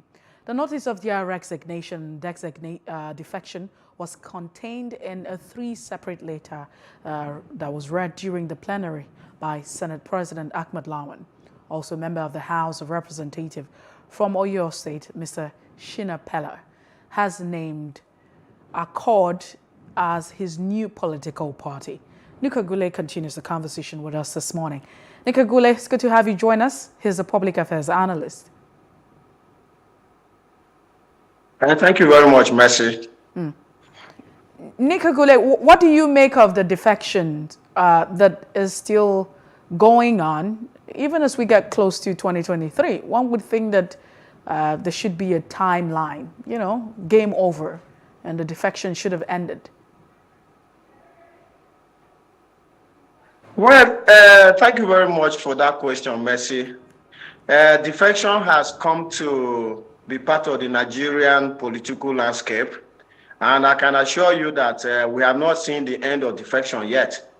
These defections are going to continue from now into the lead up to the elections next year, and even after the elections have happened and new leaders have emerged, you will still see defections happening, because some people will be on the losing end of the political divide when we get to 2023, and you will see them quickly jumping onto the winning train and positioning themselves so that they will be appointed to one office or the other. So that has become the problem, or should I say the signpost of the Nigerian political landscape, that these people are defecting from one end to the other. And for me, this is why I say, well, when people are taking positions in our politics based on parties, I tell them they are stupid to be taking such position, because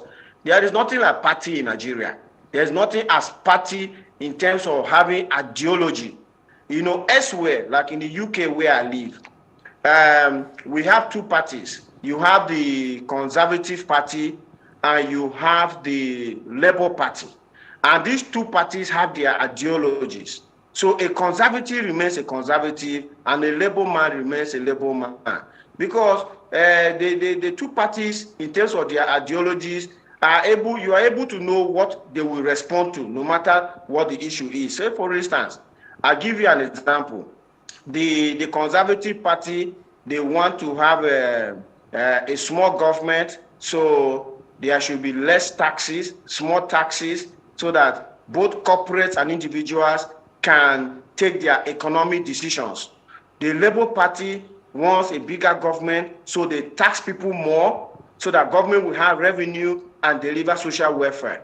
So you can clearly see the difference in the ideology. So you couldn't be someone who was saying, I want less taxes on corporates and individuals as a conservative man, and then tomorrow you jump and say, oh, I want more taxes so that we can provide social welfare. That is when parties have ideology. In Nigeria, parties don't have ideologies. People are only using parties as platforms to be able to access power.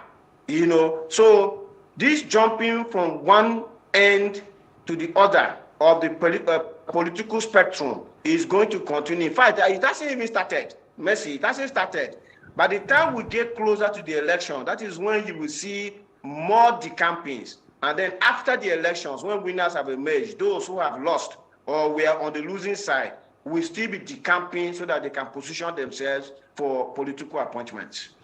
Well, let's look at the reason why. I mean, you have raised very valid point that has constantly been an issue on the front burner of, the nation, especially when we talk about the electoral process and political parties, that political parties do not have ideology. People don't stand for anything. You can categorically state, even though you have on paper what these parties say they stand for, maybe or maybe not, it's not communicated clearly. But that has been the argument. But you have these persons who have defected. I mean, we're talking about these lawmakers now. They're saying that the decision is anchored on the continuing and, continuing crisis that has bedeviled the APC, especially their district. I mean, varying differently. And another issue is the issue of marginalization. They have constantly said that they have been marginalized by the leadership of the party and the government and not been considered. In words, you would hear some of these senators saying, I'm a small person, I don't have a place. But these are valid issues, right? Or should these issues not be considered by these persons who belong to these parties?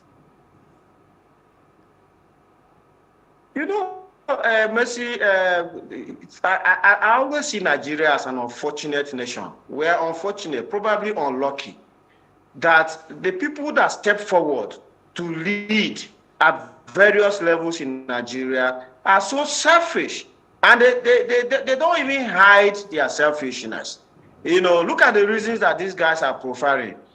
Continuous crisis in the party. I am being marginalized. One of them is talking about the fact that, we promised Nigerians that we are going to deliver A, B, and C, and I can see that we are not delivering that A, B, and C, therefore I'm quitting. We're looking at a lot of corruption in government, and I don't like this corruption. This money should be channeled to alleviating the poverty of Nigerians. We said we are going to do A, B, and C for Nigerians, and since we took power, we are not doing that A, B, and C for Nigeria. This is the reason why I'm quitting and I'm going to seek another platform to operate. We're not hearing things like that. We're hearing I'm marginalized. And what does he mean by marginalized? Probably they are pushing him out of the room where they are sharing the national cake. He's finding himself into one corner, or someone is trying to actually push him out of the door, and that is the reason for him why he's defecting. So unfortunately, these are the kind of people. These are the kind of people that we find in political office, and once they get into political office, it's about them and them alone and their families. Nothing for Nigerians, nothing for the nation, and that is why we continue to have a nation that is not doing well, but politicians are doing well.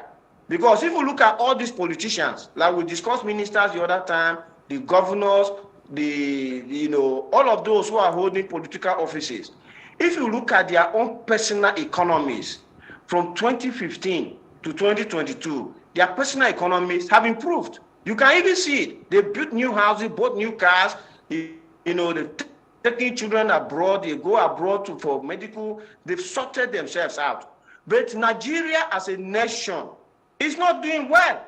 So these are the kind of people we have in office that are happy to do well in their own individual capacities without bothering that the nation that they represent is not doing well. So unfortunately, this is where we are. So, Nika Gule, we can change it. We can change it because yes. Yeah, you have said that the fact that we have persons who are not, who don't have national conscience and who are patriotic, who constantly put their interests above that of the nation's interests is the reason why we are where we are now. But some of the issues that you have, the Senator Keita has cited, for instance, as the internal crisis in the party. Are you saying that that's not a reason for one to actually say, hey, I don't belong to this party. I don't want to belong, to this political party. I have to take a leave. That internal crisis that he's talking about is nothing more than the fact that they are jostling for power. They are jostling for power. Possibly he was seeking an elective office and he wasn't handed the ticket, or a candidate that he was supporting for elective office wasn't handed the ticket, or he was looking for an appointment that has not come. Because if you ask the APC national body to say, is there a crisis in your party? They will flatly tell you, no, there is no crisis in our party. There is no division in the party. You have not seen APC faction A or faction B. You know, there are parties that we have a chairman, another chairman of the same party, and they are in court trying to adjudicate who is the authentic chairman. The APC as a party doesn't have that, as far as we know. You know, so what this senator, is talking about is clearly his own personal interest that he sees that can no longer be realized under the platform of the APC. And that is why he's coming out lamenting and crying. When the going was good, we didn't hear him. So this is the problem. And I'm sorry for Nigerians that follow these people to be making enemies of each other. These people don't consider us as anything. You know, it is very tragic for any Nigerian to follow these politicians to be talking, because I can assure you that this same person who is defecting now from the APC, when the ground is fertile for him tomorrow, that same person is going to return to the APC. That same APC, he will return and they'll be making friends there. Do you understand? Like I'm from Benue State, I can give you the story of my governor. My governor was a PDP man. In 2015, the PDP refused to give him a ticket. Yes. Well, Nika Gule, I'm sure we can continue with this story another day. Thank you so much for being part of the show this morning. Thank you so very much, Mercy. It's always nice to have a conversation with you. Have a fantastic day. Please, Nigerians, go and register to vote. Go and register to vote. Our vote is our power. Let's make our voices heard in 2023. And all these shenanigans will put them to rest. Thank you. Thank you so much, Nika Gule. And that's it, the much we can take this morning on The Breakfast. Nika Gule is a public affairs analyst. We've been looking at the defections that have not stopped. One would think that we're getting close to 2023 and, you know, political actors, gladiators, if you like to say, would probably just, you know, begin to consider the fact that you have less time. What's the essence of moving? But the movement has not stopped. Others are saying we anticipate more movement as we inch close to 2023. Now, if you missed out on any part of the conversation, it would be great to follow us on Facebook, Twitter, and Instagram. Do subscribe to YouTube channel at Plus TV Africa and Plus TV Africa Lifestyle. I am Messi Eboko. Thanks for watching.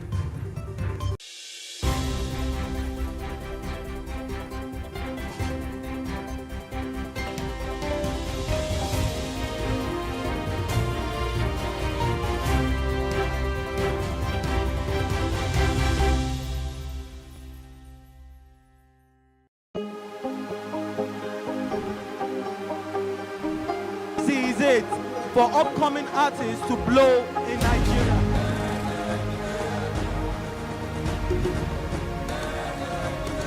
Welcome to Plus Trending.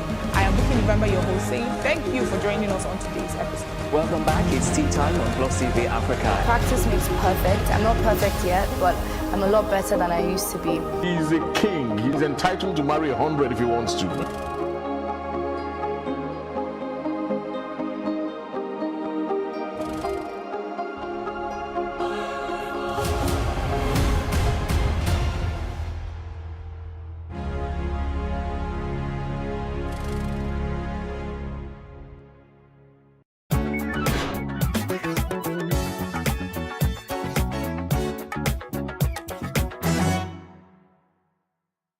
Tsadar rayuwa ta fara ƙure haƙurin wasu 'yan Najeriya, musamman ma yadda farashin kayan masarufi ke hawa-hawa, kasancewar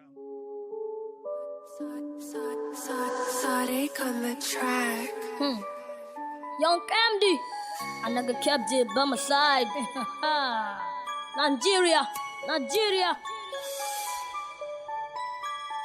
A Nigeria kasa muna da arziki mu da zamu ji daɗi amma mu ne muke jin jiki jinjiri mu ne muke jinjiri ba karamin yaro babba har ma dan jinjiri ya kamata ku duba babatin abuba mutane da yawa mun yi lafi sai mun tuba babatin addini ko ya shiri ya kini in gaskiya ta zo a faɗa ko da za a kini Nigeria we supposed to be a first na us the last ba a batin relax ya kamata fa mu canza babatin mu gazza kar wani ya zo yana mana fama kallon banza kidnapper sun bi sun dame mu ba mu kananan yara ba ma har da iyayenmu yunwa ya zami da kanmu gwamnati ya kamata fa ku duba lamarinmu la text message young MD I'm said daga nan jani ga kasan mafara akaidi all my people I want you to read in this special message I send him sai mu haɗa kanmu Yoruba Igbo har da ma Hausawanmu sai mu kauda cin hanci fa ma gabanmu Najeriya uwa kusan ita ce ƙasanmu fyaɗe babatun kuɗaɗe muna gudu mu kwana daji babakin gidaje fyaɗe babatun kuɗaɗe muna gudu mu kwana daji babakin gidaje Najeriya shaye-shaye bai da kyau shike damu mu a ƙasanmu ma dai ma fa a yau we need good community we need good education haka yake we need good purity we need good security we need good sociality we need good leaders Nigeria gwamnati ya kamata mafa ku duba Young MD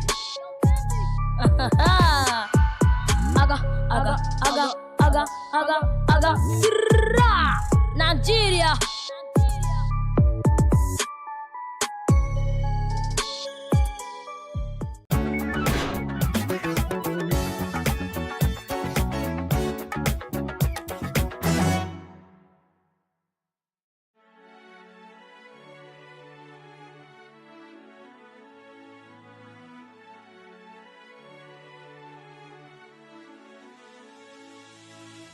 It is engagement we need to have. Those who suffer miscarriages are never taken into account. Members of the National Assembly are also influence peddlers. You are sitting on Nigerians' money. From the barbing, I pay my rent. From the barbing, I send my children to school. A consultative engagement. No any tangible notification before they ban us. It's one thing for people to be at your back and the heat of the moment, and another thing for them to still be with you when push comes to shove. I will do everything to take Lagos out of the national grid.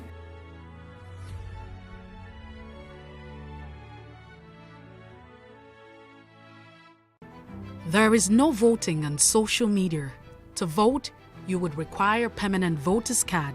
To get your PVC, visit cvr.inecnigeria.org.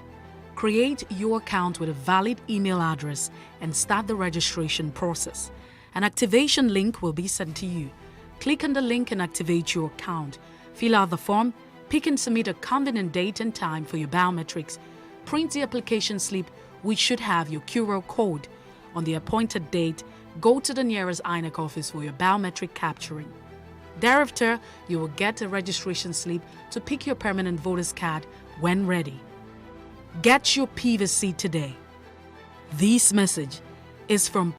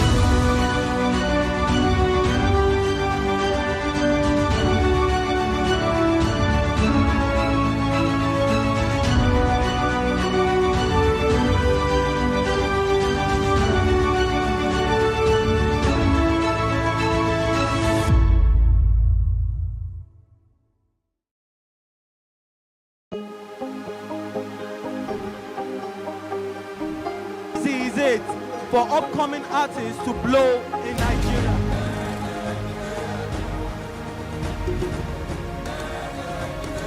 Welcome to Plus Trending. I am Booking November, your host, saying thank you for joining us on today's episode. Welcome back. It's Tea Time on Plus TV Africa. Practice makes perfect. I'm not perfect yet, but I'm a lot better than I used to be. He's a king. He's entitled to marry 100 if he wants to.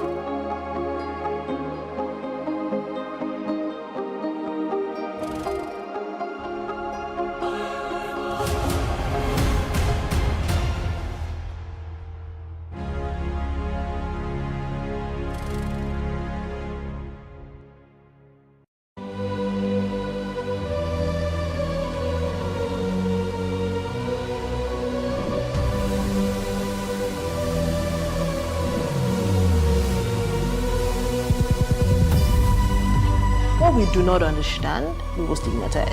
What you can see is the remaining of the tanker that exploded. The suspect equally confessed.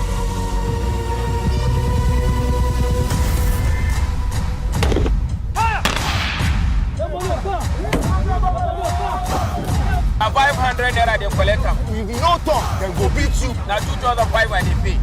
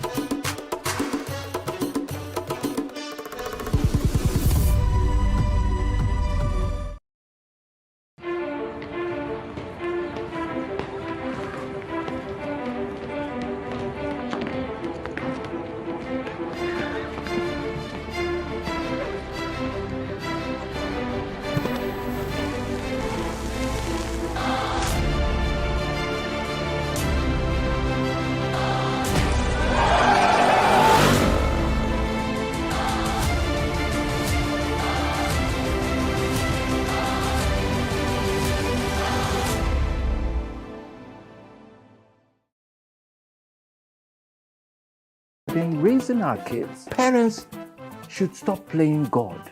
The internet is actually using the people. But when you are looking for money to help other people, then it becomes easy. Don't rush into marriage. I always say this. You rush in, you rush out. Family is the bedrock of every society and the essence of life. On Today with John and Helen, we dig deep into family values in every sense of the word. Join us every Saturday at 9:15 a.m. on Plus TV Africa, DSTV channel 408. With you, we play a part in strengthening the values passed from generation to generation.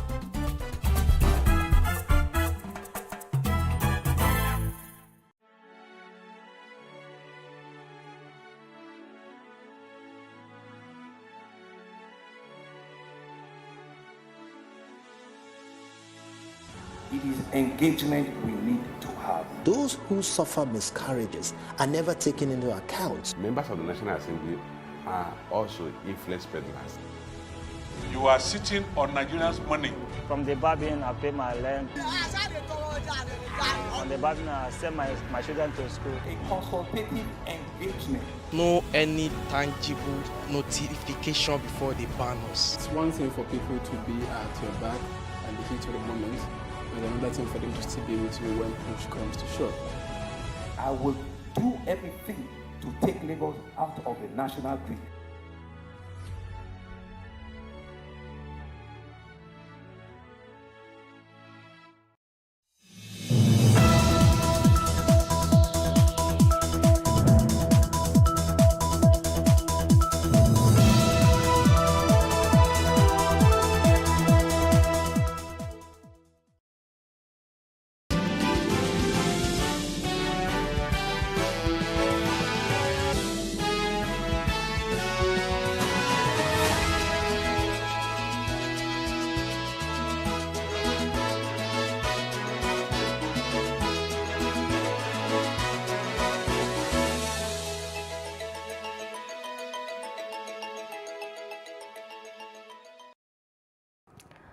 Good morning, I am Khadijat Balogun, and this is a news brief. Months after the passengers on the Abuja-Kaduna train were attacked, President Muhammadu Buhari has ordered the security and intelligence agencies to secure their release immediately. In a statement via his official Twitter handle, Buhari said all hostages held by the terrorists must be rescued and returned to their families alive. Since the abduction, the terrorists have released some of the hostages, including a pregnant woman, and Sadiq Ango Abdullahi, the son of the chairman of Northern Elders Forum, Professor Ango Abdullahi. President Muhammadu Buhari has forwarded the names of 7 ministerial nominees to the Nigerian Senate for screening and confirmation. In the letter read on the floor of the Senate by its president, Hamad Lawan, at the start of the plenary, the nominees include Henry Ikechukwu, Abia State, Umana Akwa Ibom State, Ekuma Joseph, Ebonyi State, and Umar Yakub, Kano State, among others. The nominees are to replace ministers in President Buhari's cabinet who had resigned to contest for the presidential primaries of the All Progressives Congress, as well as other offices. I have the honor to forward the underlisted ministerial nominees for confirmation by the Senate. 1. Henry Ikechukwu Iko, Abia State. 2. Umana Okon Umana, Akwa Ibom State. 3. Ekuma Nkama Joseph Nkama, Ebonyi State. 4. Goodluck Nana Opia, Imo State. 5. Umar Ibrahim Eliakub, Kano State. 6. Ademola Adewole Adegorie, Ondo State. And 7. Odum Udi, River State. Copies of their curriculum vitae are attached herewith. It is my hope that this exercise will receive the usual expeditious consideration of the distinguished members of the Senate of the Federal Republic of Nigeria. And on constitution matters, the Deputy Speaker, Honorable Idris Wase, has stopped for the second time move by Honorable Igbaka to override the President on Section 84, subsection 4, which gives statutory delegates the power to fully participate by voting in parties, congresses, and conventions. This follows a motion brought about the House listed for hearing on the floor at plenary by Honorable Ben Ibakba on the need to veto President Muhammadu Buhari over his refusal to sign the sections of the Electoral Act, which empowers the statutory delegates to vote in conventions and congress of their parties. The Deputy Speaker advised Honorable Igbakwa to follow the due process and directing him to the chairman, Rules and Business, for proper guidance, to which the Honorable concurred. I have the honor to forward the underlisted ministerial nominees for confirmation by the Senate. 1. Henry Ikechukwu Iko, Abia State. 2. Umana Okon Umana, Akwa Ibom State. 3. Ekuma Nkama Joseph Nkama, Ebonyi State. 4. Now, President Muhammadu Buhari has approved the appointment of Abdullahi Bala as the new Executive Secretary for the Nigeria Police Trust Fund.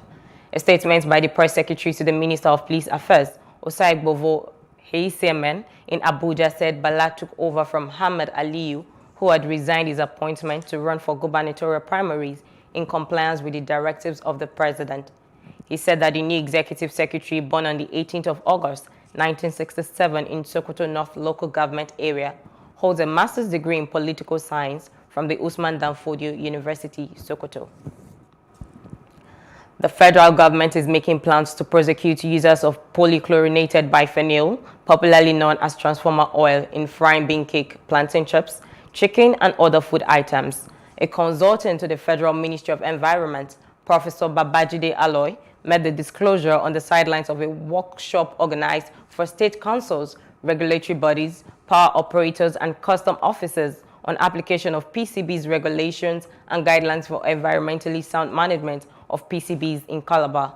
According to him, the consumption of food prepared from the chemical substance will expose the public to cancers of the lungs, heart, kidney, and liver diseases. The House of Representatives has called for a full-scale investigation into the large-scale distribution and sales of substandard Harpic, Hypo, and other non-effective disinfectants into the Nigerian markets to unsuspecting customers. In a motion sponsored by Honorable Sergius Ogun from Edo State at plenary, the lawmaker in his argument called for an investigation into the activities of any authority executing or administering the quality of toilet clean disinfectant used in Nigeria. The motion was supported with various amendments and was passed by the House.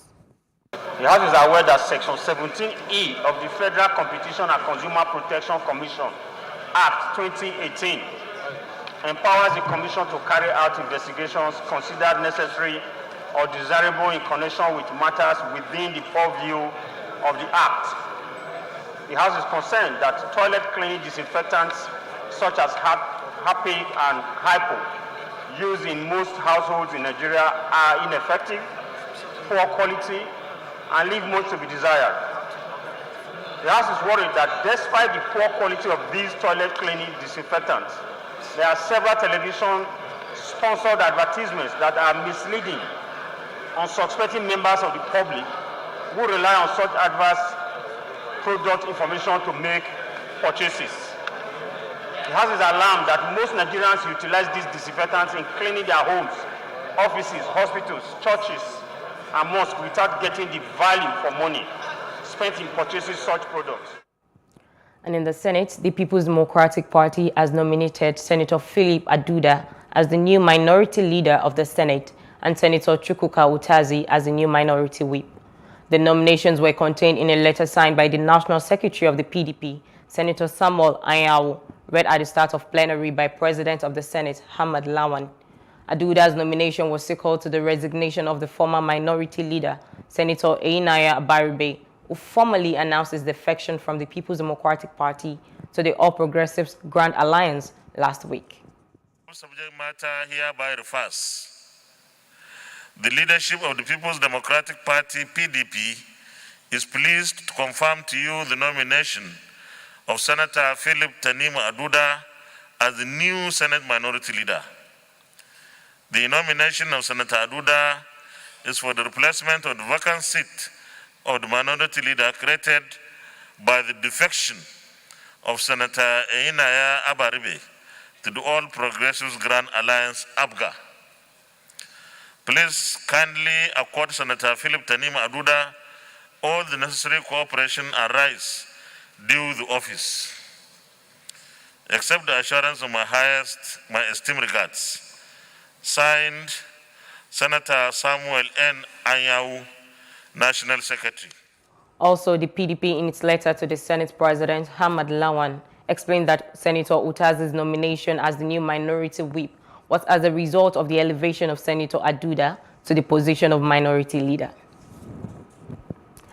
3 senators belonging to the All Progressives Congress, Senators Hamad Baba Keita, representing Katsina North, Lawal Yahya Gumau of Bauchi South, and Francis Ali Mikena of Edo North, have resigned their membership of the ruling party. Whilst Baba Keita and Ali Mikena defected to the opposition People's Democratic Party, Gumau, on the other hand, defected to the new Nigeria People's Party, NNPP. The notice of their resignation and defection was contained in 3 separate letters read during plenary by the Senate President, Ahmad Lawan. Your Excellency, notification on my defection from the All Progressives Congress, APC, to the People's Democratic Party, PDP. As a senator representing Katsina North Senatorial District, I write to formally notify you of my resignation from the All Progressives Congress, APC, and registration declaration for the People's Democratic Party, PDP. This letter is from distinguished Senator Lawal Yahya Gumau. My dear SP, I write to formally announce to the Senate that I, Senator Lawal Yahya Gumau, withdraw my membership of APC and join NNPP. This is due to injustices done to myself and my office during the just concluded primary election process. Signed, Senator Law Yahya Gumo, Bauchi South Senatorial District. Senator Francis Asekame Elimakena.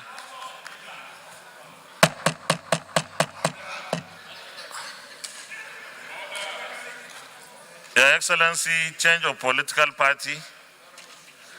I write to formally inform you and my distinguished colleagues of my decision to join the People's Democratic Party, PDP, from the all. As the race to the 2023 general elections gears up, the need to enhance political participation among youth, women and persons with disabilities, especially in the formal spaces, have been stressed. The project lead at Stakeholders Development Network, SDN, in collaboration with the Independent National Electoral Commission and some on-air personalities, are intensifying a continuous voter registration campaign in some communities in Rivers State. Despite the signing of the Not Too Young to Run bill into law by President Muhammadu Buhari on the 31st of May 2018, Nigeria's political space is still overtly dominated by the old generation and godfathers. They still determine who get what and favor their cronies to the detriment of many young Nigerians that are willing to participate in politics. To address this, the SDN is saying that youth need to be more involved in political parties, parliament, elections, civic spaces, and as a matter of right and part of solution to national challenges. At the sensitization campaign tagged Equal Niger, which is aimed at boosting voters' registration and turnout in the country, the project officer of SDN, Flora Aseari, emphasized that participation of youth, women, and persons with disabilities in the electoral processes is as important as participating in national development activities. It was saying that it is high time that women and young people, youths, become a part of the system. So women and youths need to be in the process. When I mean in the process, they have to also belong to political parties. They also have to gain positions within the political party. So we want to see more youths, persons with disability, women, we want to see them gain recognition by having, positions in the political parties and representing the interests of that demographic. Representatives of INEC present urged residents of the state who are yet to register or get their permanent voters cards, PVCs, to use the opportunity of the ongoing continuous voter registration, CVR, to get registered. They also called on those who registered but abandoned their PVCs with INEC to endeavor to collect them. Some residents who spoke with newsmen said Nigerians must shun voting apathy and participate fully in elections so that the country's democracy can grow. If you register and you don't see your own, make you know say don't register one time before and you don't forget. We don't want to make you make that mistake say you not vote for 2023. They want everybody to register. That is why they came up with this equal Nigeria for men and for women and youth. We cannot overemphasize the importance of this continual voter registration, okay? Everyone has to come out in mass to register so that they will be able to exercise their civic responsibility come 2023. We started this right from my community, Dumo Kwachi, and today we are after Osoba and after Rumola here educating people to go out, to go and get their PVC.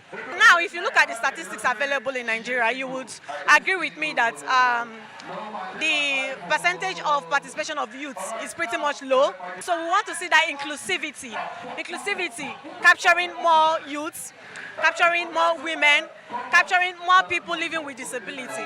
The group urged Nigerians, especially the youth, not to only campaign on the social media, but participate actively in the electioneering process, as INEC does not conduct elections or counts ballots on the social media.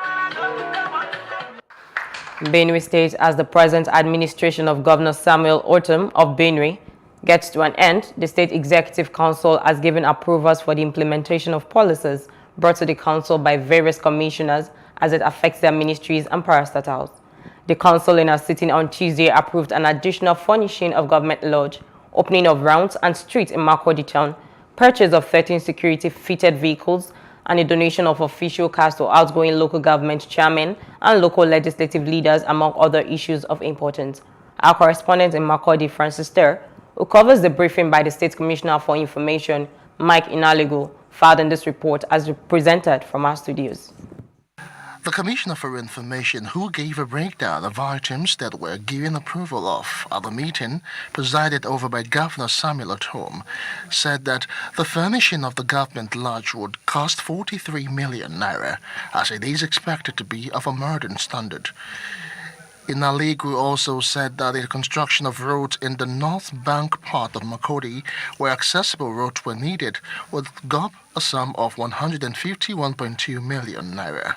Because of the inflationary trends, things changed. So additional fund was sought by the commissioner that was handling the housing. So he asked for the council approval of additional 43 million, which was approved, to make sure that facility at the government lodge will be up to date. If you look at it, recently we are trying to make sure that a lot of openings in Makurdi Metropolis with quality roads. If anybody can go there, you see that that road from Holy Family Catholic Church needs modernization. So the contract for it was approved today, and it's going to be constructed at the cost of 151.2 million. Asphalt, not surface dressing. The Commissioner further explained that with the monetization policy, officials of the state who recently resigned were allowed to go with their official cars, which has made it necessary for the government to purchase 13 security-fitted ones to facilitate mobility. A memo from Bureau of Local Government for the waiver of the vehicles given to the local government chairman and leaders, the HILOCs. So as their tenure expired today, they will be going with those vehicles, because they have served meritoriously, and the way and manner they serve the government, they need to go with it so that they will do something with it. Either all organs of government must be up to date to make sure that whatever we do should be in line with our manifestos. And we told the Benue State people that when we are leaving, we will leave a legacy.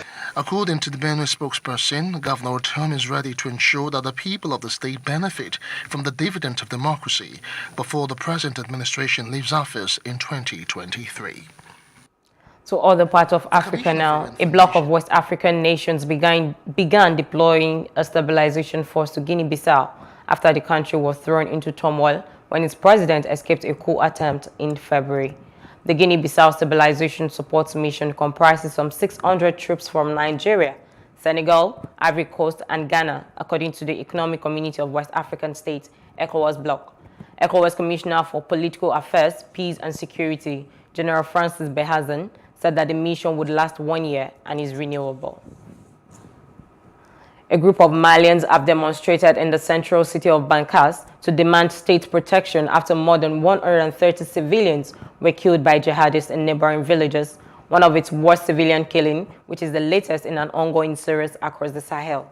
According to the government, 132 civilians were killed by men from the Katiba Masina, the group of Fulani preacher Amadou Kufa, in Diala Sago and two surrounding localities, a few dozen kilometers from Bankas. The head of the junta, Colonel Assimi Goita, declared 3 days of mourning as the political class in Bamako unanimously expressed its compassion while rallying once again around the armed forces.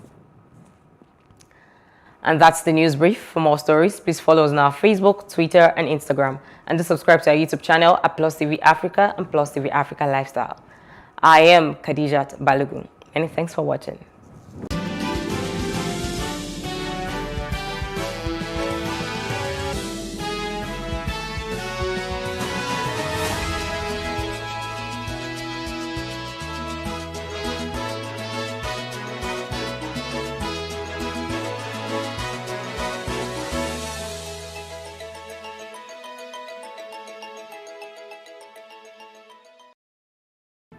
There is no voting on social media. To vote, you would require a permanent voter's card. To get your PVC, visit cvr.inecnigeria.org. Create your account with a valid email address and start the registration process. An activation link will be sent to you. Click on the link and activate your account. Fill out the form, pick and submit a convenient date and time for your biometrics. Print the application slip, which should have your QR code. On the appointed date, go to the nearest INEC office for your biometric capturing. Thereafter, you will get a registration slip to pick your permanent voter's card when ready. Get your PVC today. This message is from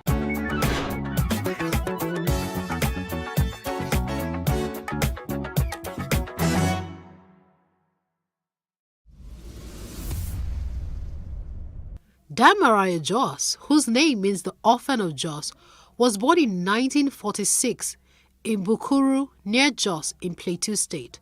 His birth name is Adamu Waya. The reason for adopting the name Damaria Jos was because his father died shortly after his birth, and his mother died while he was still an infant. He was a Nigerian Hausa griot, best known for playing the kontigi, a small, single-stringed lute. Damaria showed an early interest in music and came under the influence of local professional musicians. Incorporating social commentary, the mainstay of Damaria's repertoire is praise singing. His first, and perhaps still his most famous song, is Waka Karamota, Song of the Driver's Mate, in praise of young men who get passengers in and out of minibuses and do the dirty work of changing tires, pushing broken down vans, and the likes. During the Nigerian Civil War, he composed numerous songs in praise of soldiers of the Federal Army and incorporated vivid accounts of scenes from the war in his songs. When the Civil War ended, with the victory of the federal government, Damaria sang Mina Fukanyaki,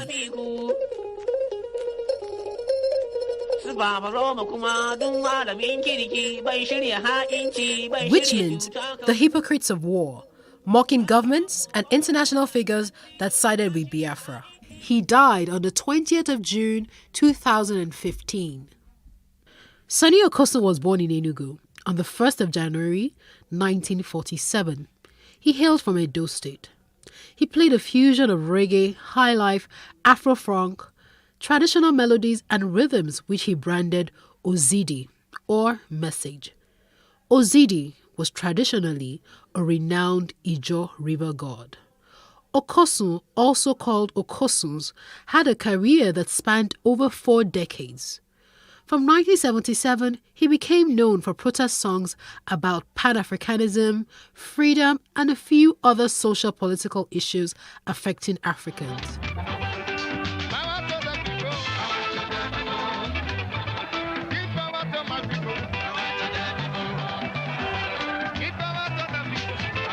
He wrote and performed songs in a number of languages, including Ishan, Igbo, Yoruba, Hausa, and English. He died aged 61 of colon cancer on the 24th of May 2008 at the Howard University Hospital, Washington, D.C.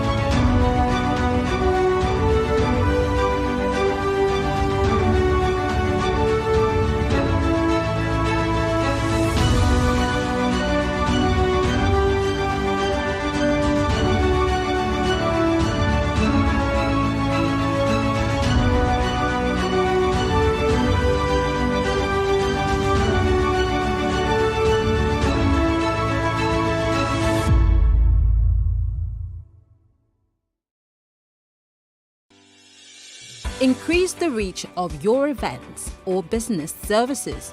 To advertise on Plus TV Africa, please call 0906 000 5719 or 0909 040 8408, or send an email to marketing@plustvafrica.com.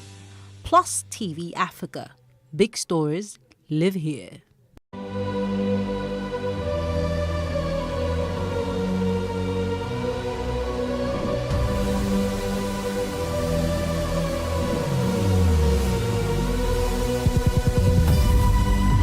What we do not understand, we will stigmatize. What you can see is the remaining of the tanker that exploded. The suspect equally confessed.